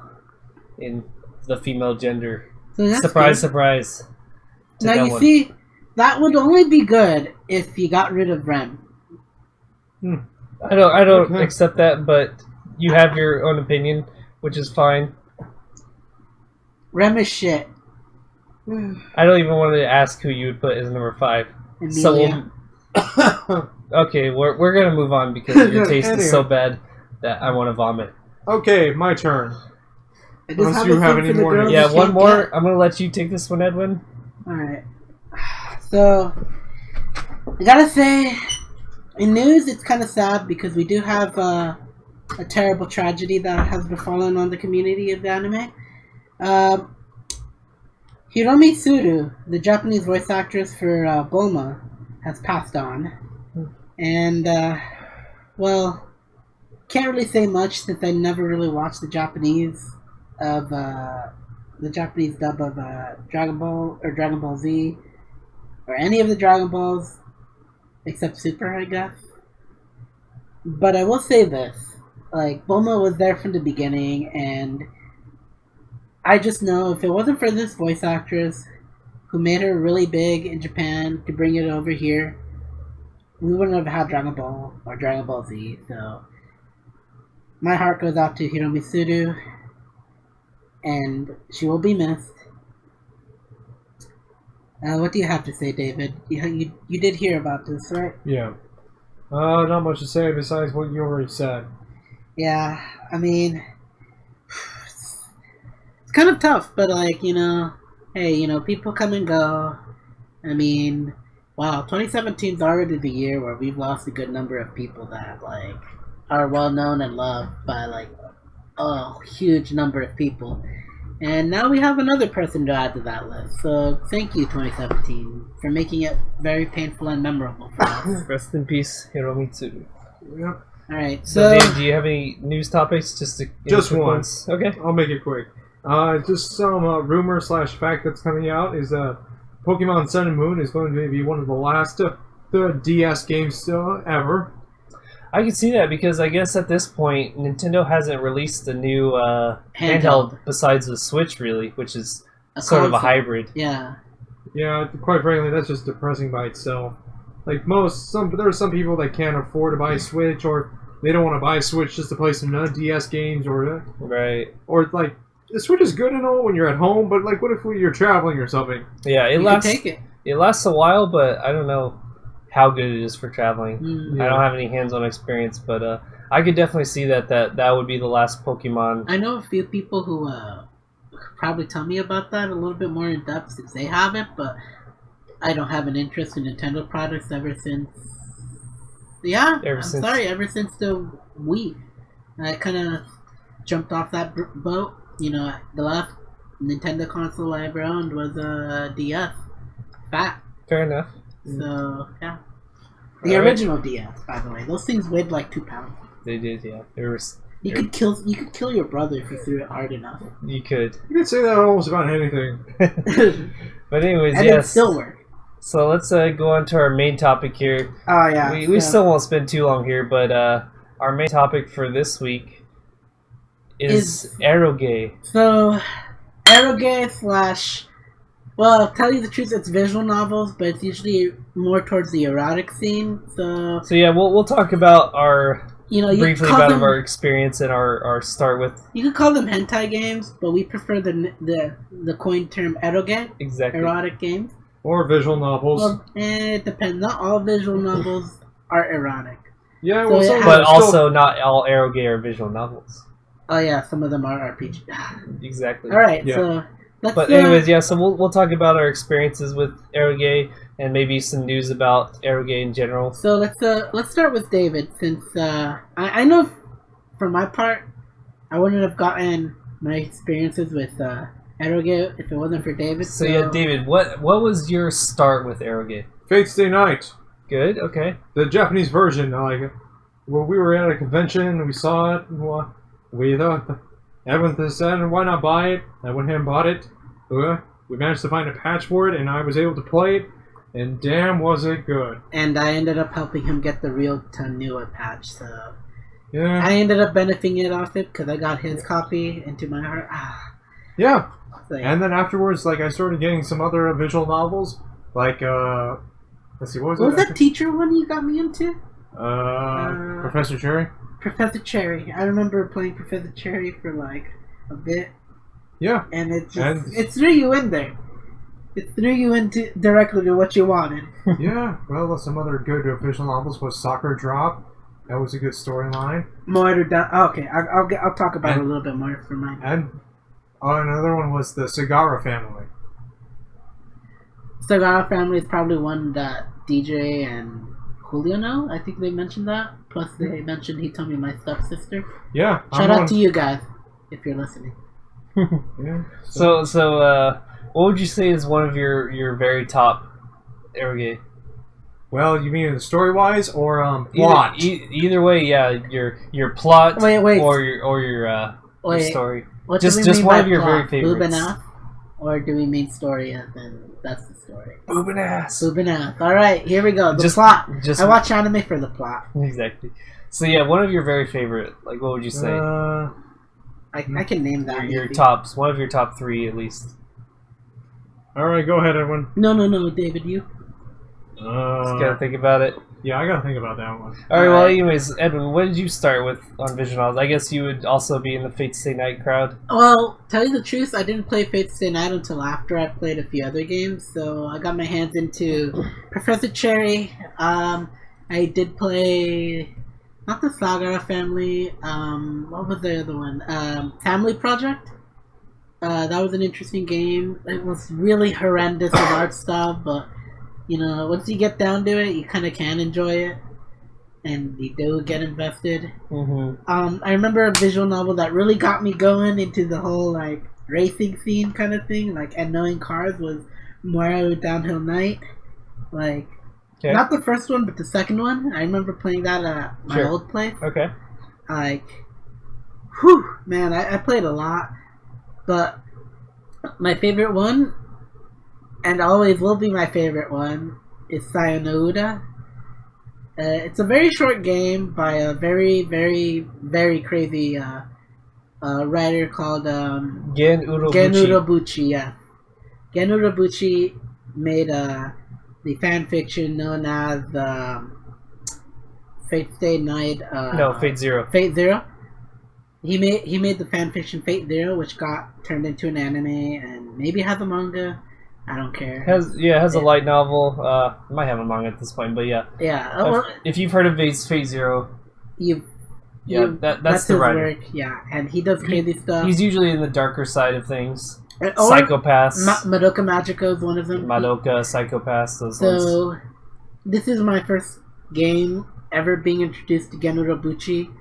If it wasn't for that game, I wouldn't have had such a high respect to have watched Madoka Magic on my own, because I thought, magical girls. Yeah, not my show.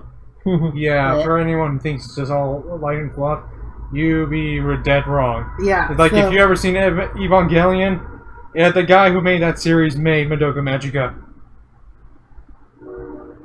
No, he didn't. No. Oh, no, wait, No. shit, I was dead wrong. Yeah, you're dead wrong. No, Oh, God, that's what- fine. Now Gen was later. No, again is a different guy. Yeah. You're probably talking He about probably took influences from it, but Oh. yeah, different writer. Ava guy. As for Ava guy, he's just trying to do different stuff and not be caught in the same boat. So. Yeah, he's not an anime guy anymore, really much. Yeah, well, he did have his moments. He influenced the anime scene for sure, but nowadays he's not so much into it. Well, I just like the reveal that he had for Ava. Oh, I just put the whole angels and biblical references in the anime because I thought it was cool. Exactly. And this is just recent, by the way. So like everyone, ever since the original anime came out, they all thought Evangelion had this subtext of plot that like was going on around With and like with the Christian faith and everything like that. But when in reality, it was just because, like, I thought it was cool and aesthetically pleasing. And Yeah, well, leave it to people to go ahead and make connections to things. Oh yeah, also, he happens all did the shut time. up for like 2 decades, I guess. For a long time he was kind of radio silence. Yeah, I mean, mind you, he had depression. True. Alright, so but back to Saya. I enjoyed that game, and like I've played a few others. I've got a good number tucked under my belt. But Saya's my favorite. so yeah.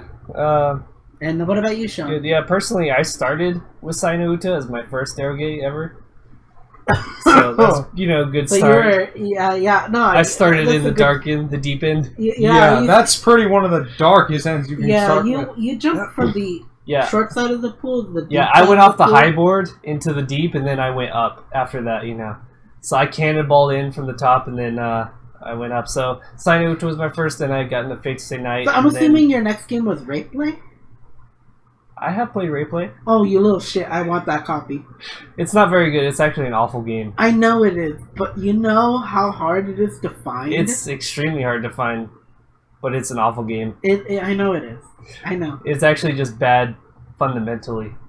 But anyways, yeah, so I started with Saya, then I got into Fate Stay Night, and then it was probably Katawa Shoujo after that. Ah, fuck! How did I forget that one? How could you forget that? How could you forget Lily? You know, How could- Lily. Okay, I'll say this much: Katawa Shoujo, Lily.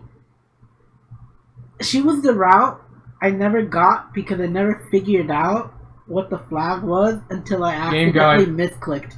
misclicked, and I figured out. Oh shit! You just had to say this one thing at the beginning, 20 minutes of the game to start her route, But or at yeah, least the first part to begin her route. but yeah. So I went up, and then ever since then, I haven't really gotten into visual novels again. I rarely go into visual novels. Nowadays, I'm all into RPG Maker and Renpy games. Which are visual novels. Yeah, Renpy is technically visual novels, but people can manipulate them where they're not really visual novels Well- anymore at that point. Well, Renpy is basically a visual novel software. It is, yeah, but you can make it where there's a lot more interactive elements than what you would find in a standard visual novel, where every single 2 lines of text you're making a choice to move somewhere or do something else. So it's more of like an interactive adventure game at that point. And then RPG makers, at this point I have like 400 RPG maker games from Japan I'm in my surprised you haven't backlog. put Telltale in there. Fuck off, Telltale. We're talking about eroge here. Okay, my bad. They don't. I'm sorry. As much as Telltale wants to be, the next visual novel, they haven't stepped in that territory. But yeah, so I have a massive collection of RPG Maker games, 3D interactive games, Renpy games. Maybe I've completed 80 or so, maybe 80 to 100 of them only. And it always grows every day because every day I look on DMM or I look on DL site, there's always at least 5 to 10 new doujinshi games coming out from Japan. And so, It's wild. So, what does this all relate to our next topic? So, anyways, eroge. So, as far as eroge goes, it's been coming into the mainstream recently on How Steam. Oh, the legendary Steam, the greatest Steam. client website. So, Steam has had a massive influx of eroge recently, and it's only become really apparent to me after a certain little story that I'll tell. So, like I said, I pretty much daily go onto DMM and DL site, which are Japanese software, doujinshi distributing sites that sell you comics or video games. Usually porn related. 99% of the time it's porn related, and I just go on there to check updates and things like that. And so I had seen a game called Melty's Quest, and I saw it on there. I was like, okay, you've got this nice, thick gyaro chick. You've got some Gyaro being tanned, right? exactly a nice tan, nice thick tan You know, girl. those dark girls, you gotta love them. And anyways, I saw in the screenshots. Okay, it looks like you've got some prostitution, you've got some RPG game elements, you got some straight shota going on in there. I thought, okay, maybe I'll look at this in the future. It had to have been not even a week later. I'm on Steam, and I happened to see that exact same game on Steam, and I think, wait a minute, what the fuck? Why am I seeing this porn game on Steam that has straight shota on it? It has prostitution, all these stuff on it. Why the fuck is this on Steam? So This doesn't make sense. okay, I mean honestly, I just kind of find it hard to believe that Steam would accept these games Exactly. to begin with. But And not only that, I have noticed that there are some games that I kind of have wondered that are just like, what the hell is this game doing here? Like, I noticed Clanad on there, I noticed a few other games, but I have not explored so much of it. Much as you have. I had seen the small trickle in of visual novels like Clanad and things like that, which I'm like, okay, that's standard stuff. Steam's been getting more visual novels recently, both fan made and official, big company ones. Definitely. But then once I literally saw a doujinshi porn game from a Japanese, small Japanese website, I thought, how the fuck did this game get on Steam when this is literally the only reason this game exists is to be porn related?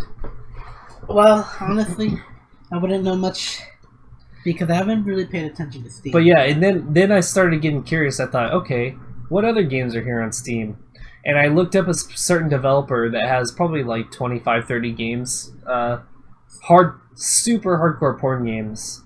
111 is his name, and he has 3 games on Steam currently. So 3 porn games on Steam out of 25. Out of it's 20 or so. They are some of his more mild ones, but these are games that literally are terrible games, terrible RPG Maker games, but they exist specifically because the porn is pretty decent.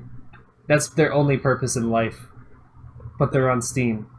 And not only that, these games are of course Japanese, and the versions being put on Steam are actually just horrible machine translations that are just done in a computer, translated to English, and then thrown right on Steam. And it's just complete garbage. So that doesn't sound like that's the main issue, though. And then it's just a part. Exactly, that's part of it. And then you go a little bit further and you figure out, okay, so it's on Steam, but the thing about Steam is they don't allow porn on their service. And of course, guess what? All the porn scenes are gone off of the games. And they're censored. They are censored. There's no porn on them. That's heresy. So now you have these games that were made specifically for the porn, without the porn, on Steam. So they're just trash games. Basically, they're just trash games. That's no. This is heresy. How can you do that? And one step further, even how Steam, can the game developers allow that? Exactly. And one step further is that Steam has recently banned all uncensored patch links on their forums for these games.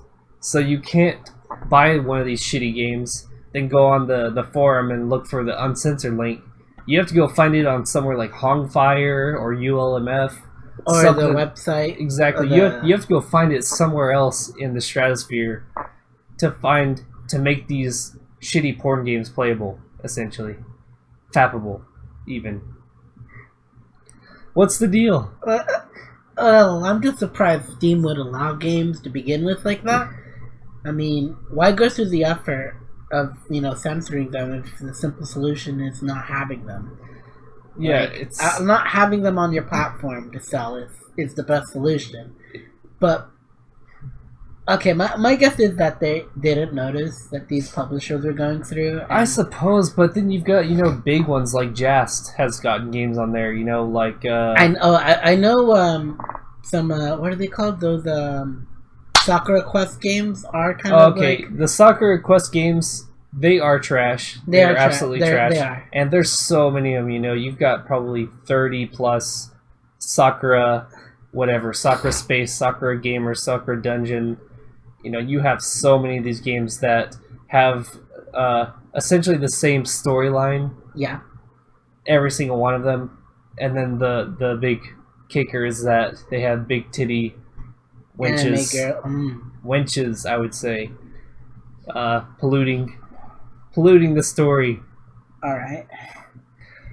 And you can't even get them uncensored unless you go look elsewhere off of Steam. Alright. Well, yeah, this is a total weird story for me. And this is a rant, you said? This is not even a rant. This is just eroge in general. I mean, and how it's been trickled into the mainstream of Steam. Steam is, of course, a massive platform. Has so many games that it makes no money. Yeah, it has more people on it than any other, PC, whatever platform, what you would say. So basically, if you have a computer and you like playing video games, you either already know Steam or you're going to know Steam. Yeah, if you play games on PC, you're gonna know about Steam or you know about Steam. And now these porn games, which have been very underground, discreet, have been trickled into this massive player base of people. And they're censored. Not only have they been trickled in, but they're also without the porn. The porn games are in Steam without the porn. The only experience I know about censoring is Honey Pop. Because when I got that was censored. Yeah, Honey Pop is also on Steam. And the forum link for the patch to uncensor it all was in the forums. I do remember that. Yeah. I remember getting the patch and playing the game like it was meant to be played. Exactly. So that was when they allowed the uncensored patches in the forums. But nowadays, because Honey Pop came out maybe, 2 years ago or something like that? Yeah, 2 years ago. Nowadays, if Honey Pop had released just now, you can't get that uncensored on the Steam forums. You're going to have to go to the Honey Pop dev's website. Yeah, I mean, it means right now Honey Pop sales after this point will not have the uncensored patch on their forums. Right. But, I mean, yeah, you'd have to go to the website, but at least it's known. It's just such a weird thing. I don't know. I guess it's kind of a distribution of eroge into the mass market, but at the same time, these eroge, not all of them, okay, there are some eroge without the porn scenes are still decent. You could even argue Fate Stay Night, if you took out the porn scenes, it's still, you've got It's a great story. You've got 100 hours at least of story, that you've got going on there without the porn. The porn is so, it's like a passing moment in the story of Fate Stay Night. That's such a, maybe you'll spend 20 to 30 minutes in those dirty scenes, and that's it. Exactly. Most of the game is story, and I mean, I remember playing through the game, not knowing when this was gonna come, only that it was, and when it did, I knew that I had to lock my door and just kick my brother out. Just take it in. Just take it all in.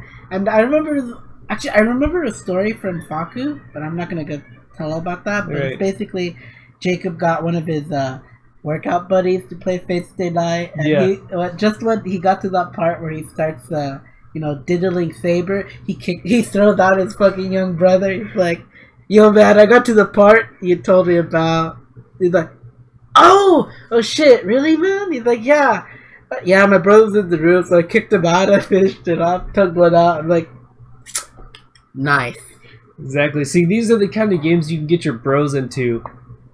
And it's like something that they don't expect, or it's like they think, oh, this is still a good game. And it's not just I'm playing this because I want to jerk off. Oh, no, yeah, no. I mean, if anything, Fate Stay Night is kind of like Harry Potter. Like, there's plot in there that you'll find, you'll like, and you'll hang on to. But, you know, when you get to those diddle scenes, it just makes it better. And when was Harry Potter diddling? It wasn't. But it'd be better if it did. So so you're saying if there was. Okay, I'm just saying if they were 18. Were only... Yeah, no, I'm just saying. Okay. Fate Stay Night, like, just story-wise, like, you will get attached to these characters like you get attached to Harry Potter. Like, right. You watch these characters day in, day out, and all this stuff. But yeah, exactly. So but the porn makes it a little bit better. But yeah, and then you special. And that's the thing. It's like I feel like Steam needs to. I don't know, filter games that are coming in like this that are just games that exist solely because the porn is decent, and then there's games that are good and then just happen to have porn in them. You know, you've got like Sengoku Rants, if you've ever heard of that, the Rants series. One of my favorite eroge ever that I played, Sengoku Rants, is a strategy game, and it's amazing. And then you just happen to, whenever you conquer a country, you just happen to be able to rape the princess of that country. You know, it's just an extra bonus, essentially. Whoa. Key word here is you can love the princess of said. But Rants doesn't love. Rants does not love. Oh, Rants does He not uses love. his hyper weapon and he destroys. Shut up, no. Alright, exactly. Okay. So it's one of those things, like, I feel like he loves them tenderly with his dick. I feel like there could be better eroge on Steam that actually have purpose besides being eroge, and I feel like they could, sift off a lot of the garbage that just is on there, that just exists because it is only a porn game. You know what I mean? These are ports, so this is an issue about ports, and I guess Steam isn't monitoring that well. So they must not be. That has to be. They just see these games come in and they have publishers already associated with them. They think, okay, that's fine, whatever. It looks fine. Okay, seems legit, and they, right now, I don't know. They're in a tight pickle that I don't want to defend them for. True. But I mean, I'll give them this much: if you are man enough to put porn games in there, you should support it. True. So I'm just leaving it at that. If Sengoku Rants ever gets put on Steam, I'm rebuying it on there because that is a great game. Even if it's censored? Even if it's censored, because I will still, in my mind, rape those princesses. You know what? I admire that. Alright, just really quickly, one of my favorite scenes is when you're as Rants and you see one of the princesses walking in the forest. She trips over and falls down, on her hands and knees. And you have two options. You can either ignore her, or you can rape her.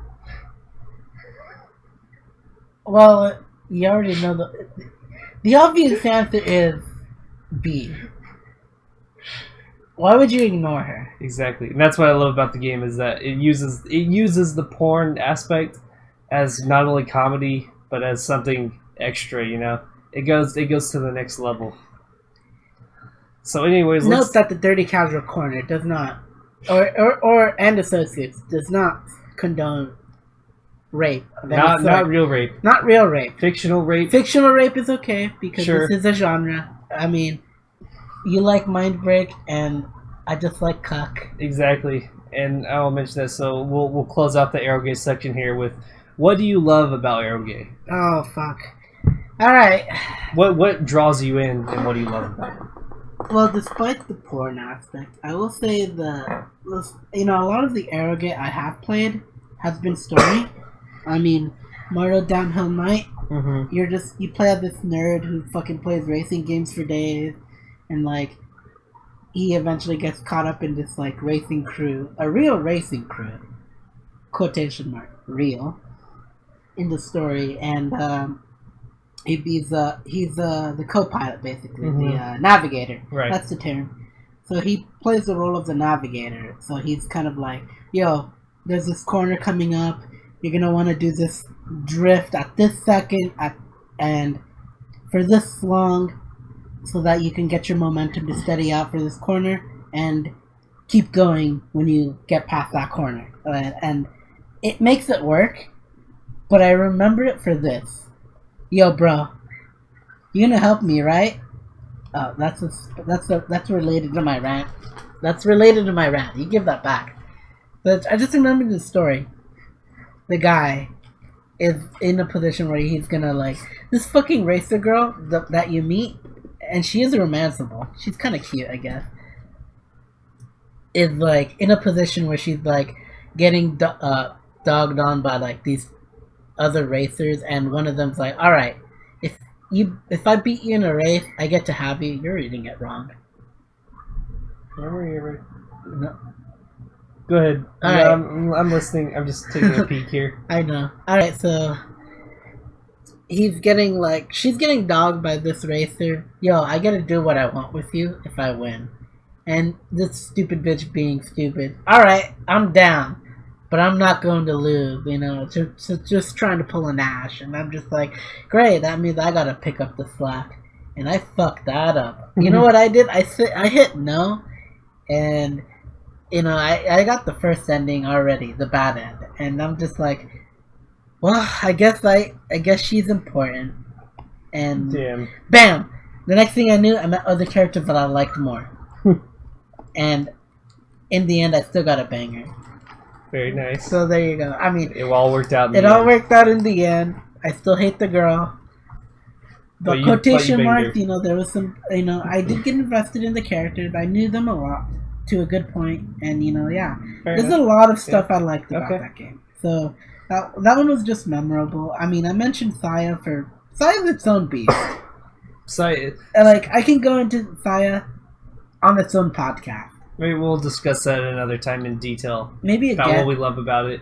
Yeah, but Saya is its own thing, and that's why I'm just referencing Mario Downhill Night, because it's a simple game that like does have a story.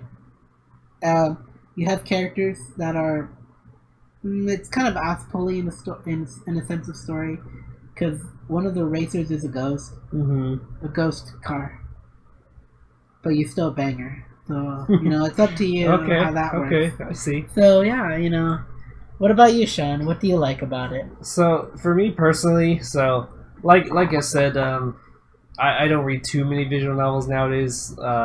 It's more so the RPG Maker games and the interactive adventure And games. it just so happens to have porn? Sometimes. Most of the time it's the porn. But sometimes I get into them besides the porn every once in a while. But what I really love about eroge in that aspect is that you kind of have direct control over exactly what you do. You know, instead of it just being something that you're reading or watching where everything's already predetermined, you have full control over how you progress, how you interact with people, if you want to become a slut or you want to become pure, all that kind of stuff. You can do anything you want.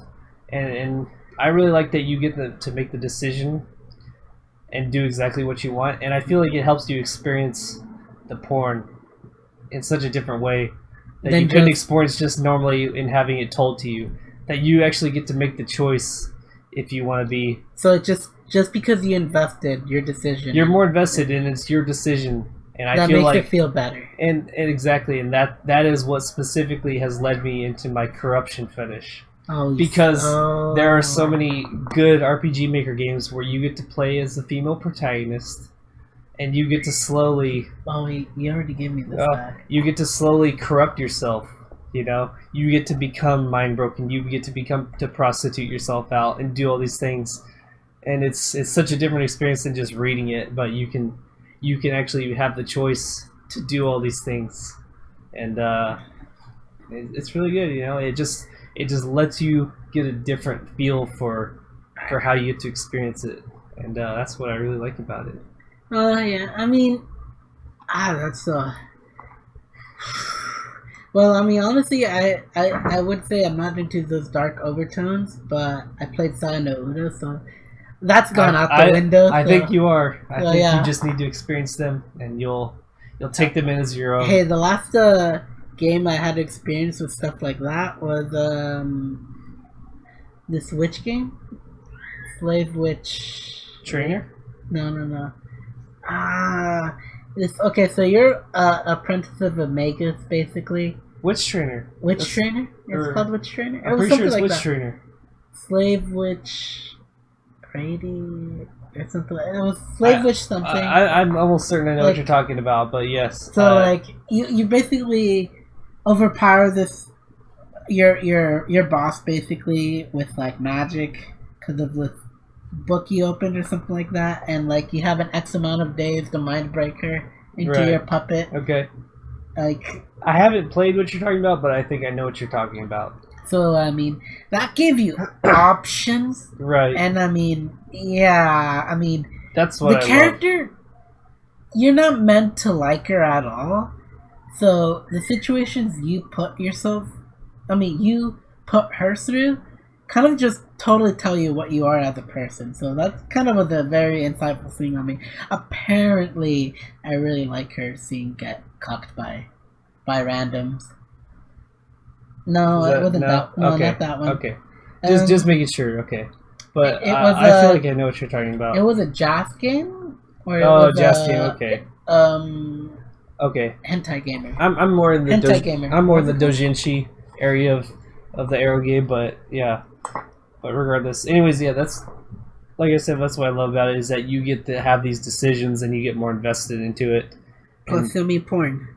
And exactly, you're still getting the porn out of it. You just have to work for it a little more.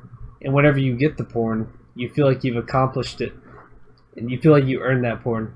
You earned that FAP. Doesn't it feel better if you earn that FAP? I found it. I mean, I found the website.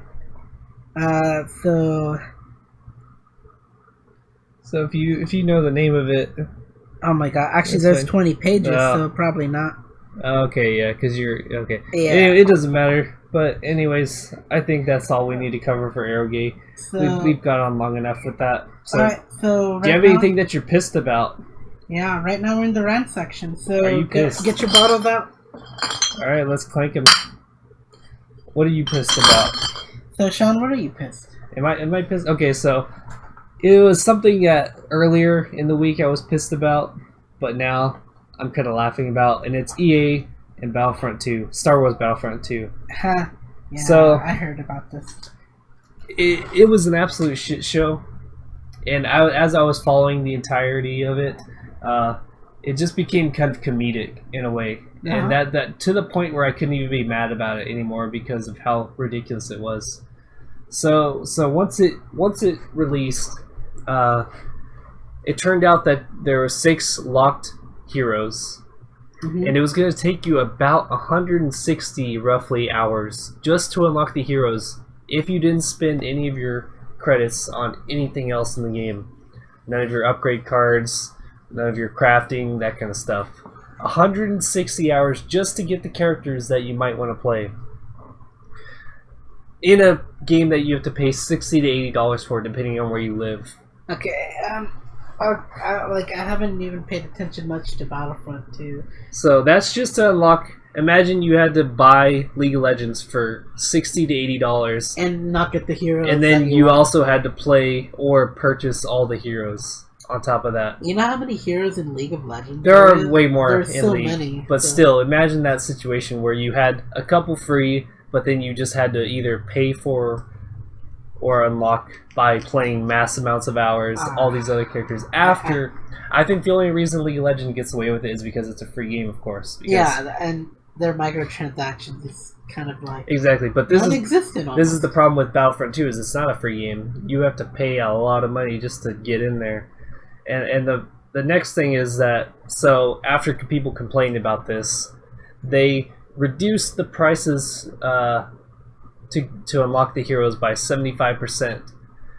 And they announced that publicly. They said, yes, we're reducing the amount of credits you need to unlock the heroes by 75%. There's a but here. There is. So, okay, first off, it's still going to take you about 40 to 50 hours to unlock the heroes. All of them? Or one? Correct. Okay. All of them. So that's better. Okay. That's better. It's better. It's still not good, but it's better. But they also reduced the amount of credits you got in the campaign and the single player stuff by 75%. They just didn't mention that. So after they reduced how many credits it took to unlock the characters, they said, or they, silently reduced the amount of credits you got from the campaign. So instead of getting... okay. So normally you would get 30,000 credits from finishing the campaign, and after they reduced the hero cost, they also made it where you only got 7,500 credits from the campaign. But they didn't announce that. They didn't say that. If you keep playing the campaign over and over, you only get 7,500. No, you can't get more. You can only get that credit bonus once. Okay, so the rest will be multiplayer. Exactly. Well, but yeah, so they reduced the rewards that you got from single player stuff by 75%. But they didn't announce that. They just kind of did it on the back end. Okay, so I'll give them this. I mean, like, basically playing single player is basically free credits.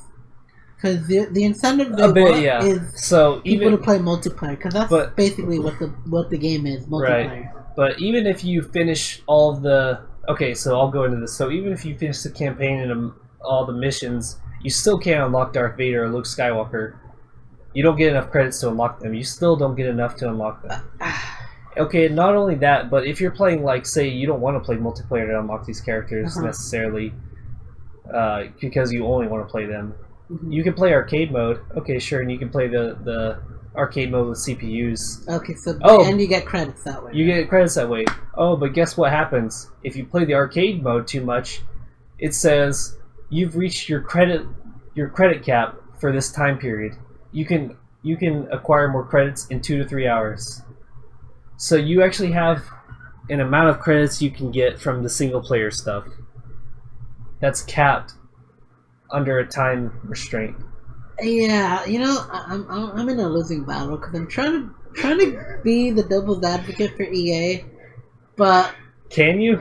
It's a losing battle. You just gotta accept EA's kind of being Jews. Because I literally saw this on a clip. EA's being really money grubby. I believe it was yesterday. I saw a clip of. Do you know Boogie 2298? I think. I know who Boogie is, but I don't watch his content. Yeah, me neither. But I saw a clip of him, and he was playing the arcade mode because he really enjoyed it, and he was playing it. And at the end, when it would give you your credits reward, it said, you can acquire more credits in 2 hours.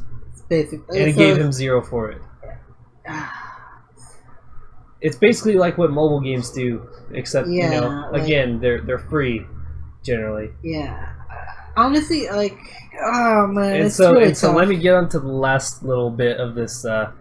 Like I said, it's sort of a rant, but it's more of just something hilarious at this point.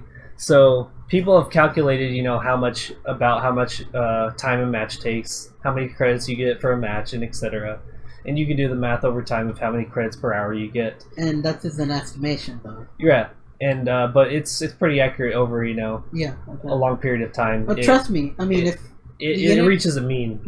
If the internet can fucking figure out where Shia LaBeouf's "He Will Not Divide Us" flag is, with just the camera pointing up in the sky and just like the jet lines passing by, then yeah, I believe you. So anyways, they've calculated how much time or money it'll take you on average to unlock everything that the game has, just to play. It's either about 4,500 hours, 4,500 hours. Or $2,100. $2,100 to get all the content? To get all the content. Loot boxes? Yes. So based on, percentage chances to get everything. So this is... this isn't even considering that you get what you want in the first loot box. Exactly. This is just on average because of, the average based on, drop chances and stuff like that. Okay, so yeah. Alright, so... I mean, like, I don't know much about Battlefront 2, so, like, I'll just say this. I have no interest in the game because I've heard enough to not want to look at it, even though I love the original Battlefront. Like, You're not helping. It's just such a complete shit show. Like, okay, and then just today, this is actually the last bit of information. Just from today, they've announced that they are temporarily disabling the function to be able to buy crystals, which crystals are what you pay real money with to buy loot boxes and stuff. Okay, so they've disabled basically the ability to pay money to buy these loot boxes because of so much backlash. But they say it's only temporary. They say we'll enable them in the future. Okay, so so you're seeing it as instead of this being like the solution, like, yeah, we're gonna get rid of this because now it's the problem is that they still have this broken system in place where you have to play thousands of hours to unlock everything. You can't even pay money to unlock it. Now, if you want to unlock Darth Vader, well, you better dump 40 hours into this just to unlock him. Now, even if you wanted to pay money, you can't even pay money to unlock him. So, honestly, wow, this is, your rant kind of tops mine. I mean, I got 2 rants, and one's on Destiny, so that's like something you'll never touch, and you'll probably never understand. But yeah, regardless, anyways, just to finish this off, that's all I wanted to talk about in my rant, because it's not even a rant at this point, because at a certain point, it just became... It's news and a rant. It became just funny at one point, where I was just like, this is just so ridiculous and so far beyond anything that I would have expected that it's just funny at this point. It's just comedy. It's not even a rant. It's just how ridiculous could one company get with their business practices. So, but yes, Edwin, go ahead. I've got a rant. Unfortunately, David can't be here with us, but I bet he does have a rant. He would probably rant if he could. I don't know what he'd rant about, but hopefully we'll keep that in mind next time. So, I've got something to say about Destiny 2 that have left a bad taste in my mouth. Like, okay, I like Destiny. Like, it's a game that, like, I really have a hard time nailing what I really like about it. It's, when it comes to multiplayer, and I've seen better games do multiplayer better, but it does feel satisfying. So it has that. There's something fun about PvE, and I enjoy that. Like, just having random people just help you out. It's great. But right now there's something called Trials of the Nine. And how do I explain Trials of the Nine? So there's this thing called Crucible, which is the PvP aspect of the game of Destiny, where you go against other people, you shoot them down, bang bang, Call of Duty style, whatever. So you got quick play, you got competitive, but then there's Trials of the Nine, which is basically super competitive. How do I explain it? So Trials of the Nine is a competitive mode above the competitive, where you more or less battle with locked gear. So once you're in the mode, your gear is locked to whatever you're using at the moment for your main weapon, your energy, your kinetic, and your power. I mean, your heavy weapon or whatever. Power, heavy, doesn't matter. Same shit. So, in Trials of the Nine, you more or less are climbing up a ladder, and you're trying to like climb up a ladder, and each ladder you climb, you get a vendor that gives you better gear and all this stuff. And after a certain amount of wins, and this is only wins, you get the super tier vendor who will give you the super great stuff. And that's only if you win an X amount of games in this mode called Trials of the Nine. Mm-hmm. This is where it gets me bothered and rustled. There's these things called carries. So there's these people who will either get on your account and play Trials of the Nine for you. Okay. To get you account sharing. Account sharing to get you to this point of the game. Right. Okay. Or you get this top gear shit, and you get to wave your dick around because you got here. Or they'll join your group and guarantee you an X amount of consecutive wins to get to that point.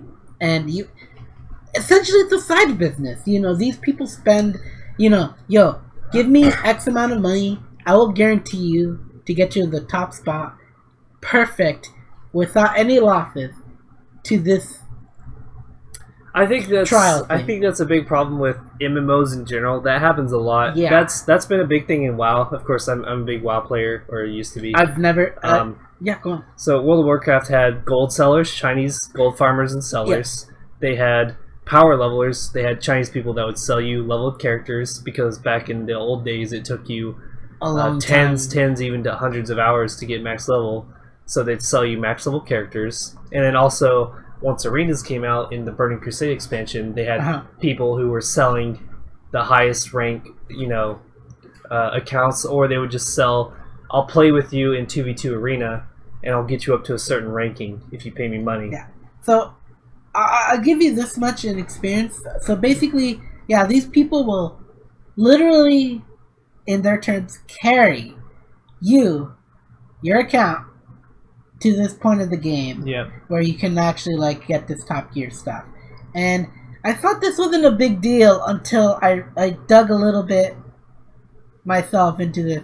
And holy shit, it's a huge thing. Like, I mean, there's websites literally called, like, Carries R Us.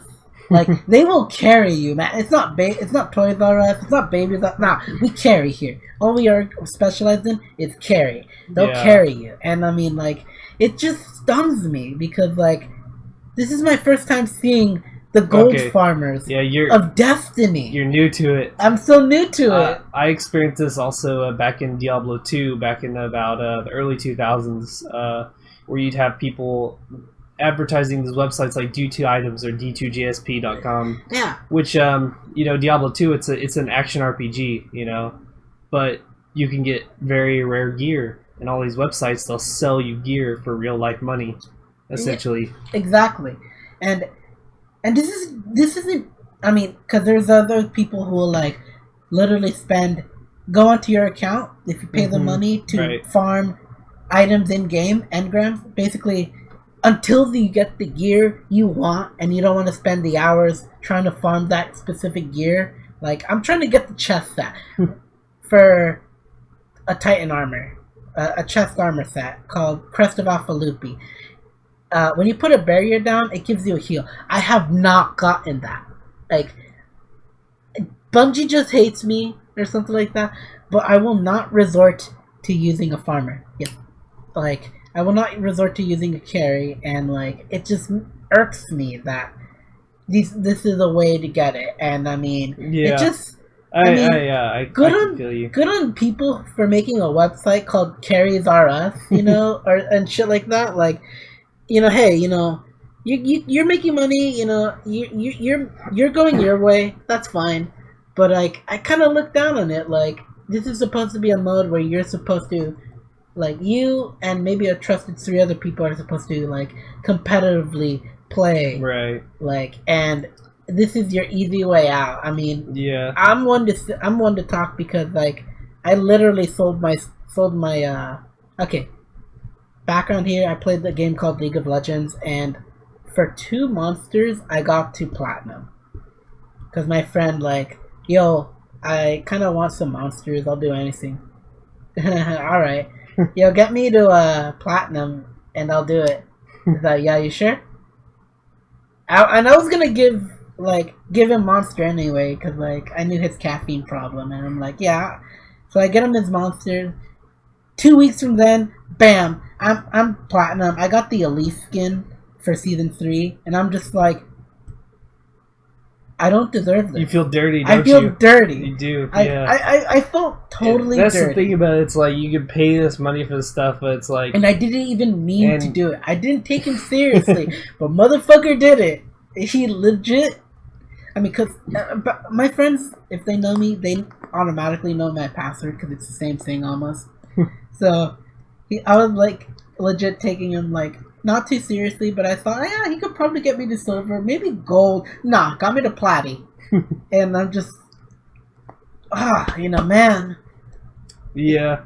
like I said, it's a problem with online games in general, and it happens a lot. Like I've seen it in so many of the big MMOs or other multiplayer games I've played, and it's just one of those things. It just becomes this business thing where people can just sell off the elite stuff from that game. So now I'm gonna go into my last rant, which is oddly enough related to an Asanagi comic. Where, Sean, do you see this comic I'm holding? It's beautiful. It's the Asanagi. It's Asanagi Victim Girl C91? series. C90. I thought it was C92. Oh yeah, it's C92. Is it 92 or 91? I think it's 92 actually. Alright, so it's the new C92 book by Asanagi. A really good artist. Just I question his taste sometimes. I don't.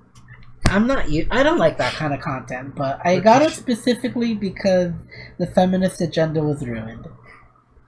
Jokes aside, I ordered this book a month ago, and it's come today. And not to talk badly about my seller or anything, I'm not even gonna say names or anything, but motherfucker guaranteed me he had it, and just like. It just pisses you off that you don't get something like in a week or two. That's the standard, right? And I ordered this in October, early October, and I get it in early November. So he didn't really have it, and he probably... So it just means he didn't have it, and he was just trying to get it. Then he went, he made the sale, then went and bought it, and then send it to you, that kind of shit. Yeah, I mean. This is the guy who gave me, my 9-book, Jumpstart of Mogonaut collection that was missing. So I'm caught up now. So I forgive him for that. But, it's just man, I asked for it 2 weeks ago. I could have talked about it last podcast. True. That's. But you've got it now. And but I've got it now, and I'm happy, and, I'm happy you have it. It's Asanagi. I'm happy you have it. Yeah, definitely. It's honestly my first Asanagi book, and I'm glad to have it in my collection. So it's my last and only Asanagi book that I'll get. I probably would like to own most of Asanagi, but I don't know if I ever will. Just because it's a really hard thing. So I guess we should close, since we ended up talking about porn. I think it's only best we should close it off with porn, right? Should we? So okay. Let's talk about a tag we haven't talked about and why we like it. You already mentioned Mind Break, so... Yeah, Mind Break, but also corruption. I did talk about corruption. So what is this corruption? Can you explain that in depth? Well, it is like what it sounds. You get what you pay for. Corruption. So, corruption is when you take someone who is of the purest of heart, who is, maybe a good functioning member of society, and they succumb to something. Usually the dick.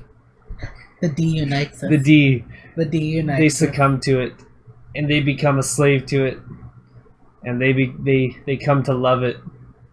It's basically taking one character who may be, good of heart, who may be pure, innocent. Why am I getting reminded of Shindle? Because that's a very common theme in Shindle. Fuck, I know. And it takes these characters and it slowly... Destroys or maybe even quickly, but usually slowly just breaks them down until their mentality can't take it anymore, and they are broken and they have nothing left except things like the D or the other D, drugs, things like that. God damn it! You had to bring up Shindle, man. Exactly, and they get broken down. Asanagi and Shindle love that shit. It becomes the only problem is it's hard to find good corruption without NTR. Netorare, cuckoldry. But whenever you find those... You haven't been cucked yet, so you can't... You can't accept. I have, but we won't talk about that. But anyways... No, I meant... Okay. Not serious cucking. I mean, in general, cucked by, True. I mean, if anything, if you play EA games, well, you've already been cucked. You've been cucked, yeah. So, yeah. But regardless, yes, so... it's hard to find good corruption without NTR, but whenever you find them, that's the spicy meatball, if you know what I mean. Alright, well, here. You go for it. So, I've got a tag that kind of is not that popular, I guess. Because, I mean, you know, it's only the most common thing there is. But, you know, vanilla? Who even reads vanilla nowadays? Yeah. This is 2017. This is 2017, but I'm still a man of taste and culture, and there's nothing more pure than love. And, you know, there's nothing says love than getting your feminist agenda broken in. Okay, alright, I have to go back to Asanagi. Alright, so, yeah, vanilla is kind of like a tag that's just basically straight on, you know, lovey-lovey. It's not even really a tag, it's just kind of, that's the untagged. Yeah, it's the normal stuff. That's what you find that's untagged. It's usually boy meets girl, you know, and they kind of have a shy thing for each other, and then they get kind of close and lovey-dovey. They fuck, you know, and then they finish it off with kind of cuddling and all that shit before they knock out, and that's kind of the story, I guess. Yeah. I'm a respecter of all good porn, and I can say that vanilla is a good tag. Despite one of my favorites being corruption, I can also respect the other side of the spectrum of some good old vanilla. Well, some lovey-dovey. Hey. You know, sometimes you need some sort of, you know, you need something extreme to get you off, but you need something soft and warm to wind you down. To purify your heart. Yeah, basically. So, like... It's the lovey-dovey. Hey, now you know, vanilla and corruption. Actually, one thing I can find, one tag that they do have on certain websites for vanilla is rabu rabu, which is lovey-dovey. You mean lovey-dovey is actually a tag in itself? It's a tag, not on most websites, but things like DL Site and DMMM. Oh, I don't use those. You can find a rabu rabu, which is lovey-dovey. So you can actually find some things tagged as that, which is nice sometimes, you know? You know, well, I mean, honestly, yo, trust me, when you live on the internet like we do, it's all in the tags. The tags will tell you. They define you. They define you. Like, you think... Okay, so I'll tell you basically why I don't look at the pictures anymore to make my judgment. So... Me neither. It all goes down to this. Like, you know, just because a picture, you know, like, just because the thumbnail looks good, you know, like, oh yeah, you know, it's got a girl with, like, a wedding dress, you know, big tits, red hair, I might like this stuff, you know, and you just click into it, and you're just blindly reading through it, and the next thing you know, you get something you don't like. You find something under the dress that you might not have expected. Or you know, it's something you're totally not into. Or maybe some other guy happened to meet this girl at the wedding that wasn't the groom. So, and you didn't think it was, you thought it was gonna be lovey, and no. And then you scroll up to the tags and see it's actually your dad that's doing the deed. And then you see the dreaded netorare tag, and you think, why didn't I? Would you like to explain what netorare is? Yeah, so like I said, netorare, NTR, cuckoldry. That's when somebody other than the main love interest is getting all the action, and usually said main love interest or main character is either a victim of this, or is watching this, or is willingly, or is knowing of this, and he lets it happen, or is totally obliviously, stupidly unaware of it, like this one hentai. So basically, his woman's getting banged, and he don't care. By someone else. Exactly. Or he don't know. So he don't know, or he don't care. That's basically the tag. Now, the reason I say this is because, you know, you're gonna be, you know, if you're in the niche we are, you're gonna look through things by the tags and not the image. You will get surprised sometimes if you do it that way. So it's better that you see the tags. Yeah. So now our tags today have been brought to you by Corruption, Vanilla, and Netorare. Wow, this is Sesame Street. Netorare is what you avoid. Welcome to Dirty Casual Corner, the Sesame Street of hentai terms. Exactly. So, let's finish it off with recommendations. Sean, So yeah, what do you have to recommend? I'll knock off my recommendations really quick. So the game I want to recommend this week is Hollow Knight. So it's an indie game. It's a Metroidvania. If you don't know what that is, it's a game like Metroid or Castlevania, where you have an open map that you explore around, and as you get new abilities, you can explore more of the map, and you can explore these new areas. So it's kind of like an open world, but usually 2D game. But anyways, this game, great hand-drawn Metroidvania game. It's gritty. It's got this bug theme going on with it. These really dark. Did you say bugs? Exactly, bugs. So most of the enemies that you fight are bugs. Kill them all. Most Kill them all. of the areas you find are in bug caverns and things like that. And it's really, really well done. The map's well done. It's got tight controls. It plays solidly, challenging bosses. And this is an eroge, right? No. No, all right. Well, you gotta. No, you fucking cuck. Yeah, now we gotta recommend an eroge. I can't recommend an eroge game. I can. I could. Okay. We Do you want me can to agree add? on one. What's the that? one unifying one that has defined us. Saya? Saya. No. Uta. Play Saya no Uta if you haven't played it. You can get it It's a officially. tragic story about one guy's love for something so beautiful. Yeah. Well, we'll talk about it in detail one other time, but yeah, basically, long story short, man gets in an accident, man can't see world the same way again. pure anymore. Everything is disgusting except for one little girl, which is beautiful. And you will care for, and you will protect, you will attack, and you better make sure she come back. And you will make sure the world goes down. Or yeah. So we can definitely recommend that game. All right, yeah. But you recommended what was the? I would say Hollow Knight, yeah, and like I said, Metroidvania game. You can get it on Steam for I don't know $20, something like that. It's also coming out on Switch. It's a Metroid game, right? A Metroid type game, yeah. Oh, okay. Exactly, and then the anime I wanted to recommend, Princess Tutu. So. Oh, I've heard of it. It's an older one, around the 2002-2003 era. It's very good. It's technically a magical girl anime, but it takes a very different spin on that. It uses dancing, ballerina, classical music, and it uses the classical music in these beautifully choreographed scenes to deliver these amazingly drastic impacts on the story, on these characters and stuff like that. Mm-hmm. It's like a very lighthearted anime most of the way through, but then it definitely gets darker, and the ending is one that's well worth it. I'll just say that. And what about what do you recommend for book or manga? Not shit.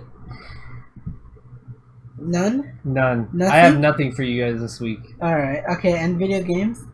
So video games, Hollow Knight, and anime. like I said, anime is Princess Tutu. What do you got for us? So for me, I guess I should start with, since I already said my visual novel, Saya no Uta, you should definitely play that game. I mean, honestly, the only thing you'll regret is not playing that game.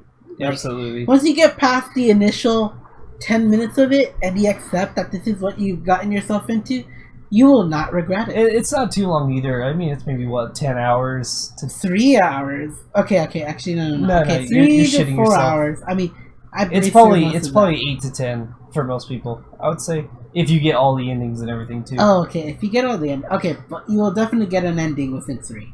Yeah, you can get an ending within 3. Yeah, but you won't get the best ending within 3. I got the best ending within 3.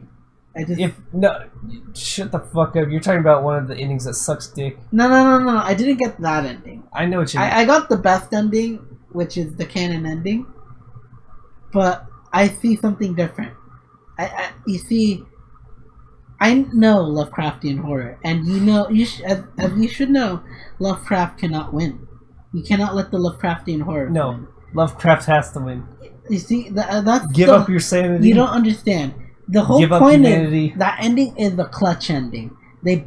Earth barely escaped the fuckery it almost went through. That's not the good ending. Right? It's not the good ending. but it is Good the ending is letting the world. Okay, I won't say anything else because of spoilers. Okay, but... yeah. But I do recommend that game, and you will not regret it. But you cooked yourself. No. I just have different opinions that are better than yours. Yeah, you just like seeing your girl get banged by their man. It's cool. Oh, okay. Alright. So, anime I recommend is Sea Control. I mean, it's one of those animes that is kind of down under. It wasn't popular when it came out, but it's one of those animes that kind of does put something into perspective. You know, you kind of wonder, like, more or less, like, what these people are fighting for, and what they're putting on the line, and like, it's pretty to watch too.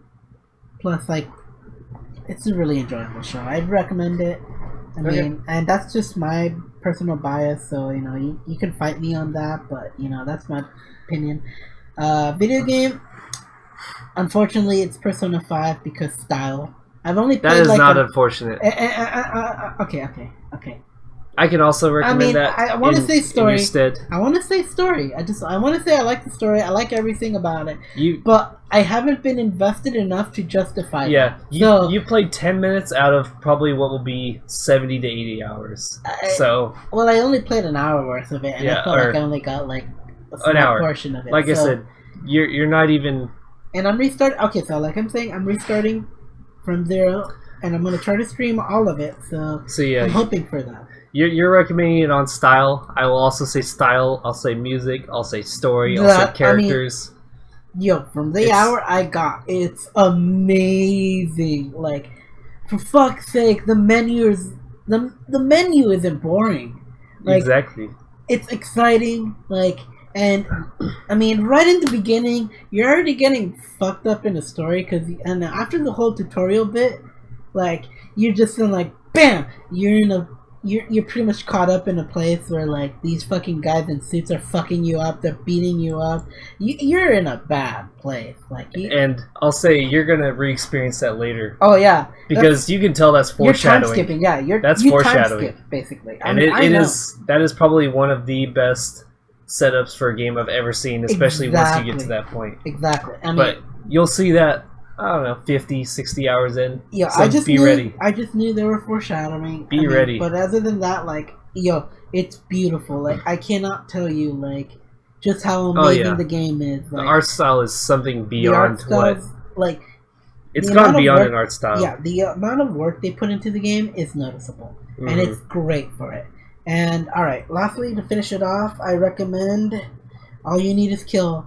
Manga, book, fucking Tom Cruise adaptation. I don't care. You better watch it. Groundhog Day. The manga. Like, it's good. Like, you will feel energy coming from that, and you'll come out a changed man, like this man, except inferior in every way, because you didn't get the Dark Souls. Because experience. you're not Tom Cruise. Yeah, because you're not Tom Cruise. But I do love the Hollywood adaptation. It's not the same. It's its own beast. But like, I would have loved the ending. I would have loved it more if they gave the ending the way the manga and the book ended. Yo, you gotta fight me. No, wait, why? Because one of us has to die. I love that kind so of thing. So they can get out of the loop. Nah, in the Hollywood movie, you know, he had to get the girl. And she was cute, I gotta admit. The girl was cute in the movie. I liked her, you know, she was her own thing. Not a really well-known actress compared to Tom Cruise. Mm-hmm. She's an up-and-comer. But holy shit, like, you know, they call her the Full Metal Bitch for a reason. You know, like, and that's why I love the manga and the book. Like, man, it's in my heart. So, good stuff. Right, let's close this off. Yeah, let's close off. This has been an extremely long one. I guess it was, you know, about 3 hours because I guess, you know, we had to give you a little bit of culture. We cultured you. We also missed a week last week, so it's a lot to catch up. We had extra to catch up on, so it's fine. All right. But anyways, let's close it off. So this has been a fun one. Yeah, well, hopefully, if we don't have any issues with the podcast, we will be recording normally 2 weeks time. Yeah, on the 1st of November of December. Yep. Oh. That's actually pretty quick. We might have to move that sometime. We might move it early, but We'll figure it out, but we'll figure it out. But it will be within a 2-week time frame. 3 weeks is a little bit hectic. Yeah, we have so much to do whenever that happens. And so much news came out that we can't even fucking mention. But anyways, thank you very much for listening. This has been the Dirty Casual Corner. I'm Edwin. I'm Sean. And we'll catch you next time. Alright, take care, guys. Peace.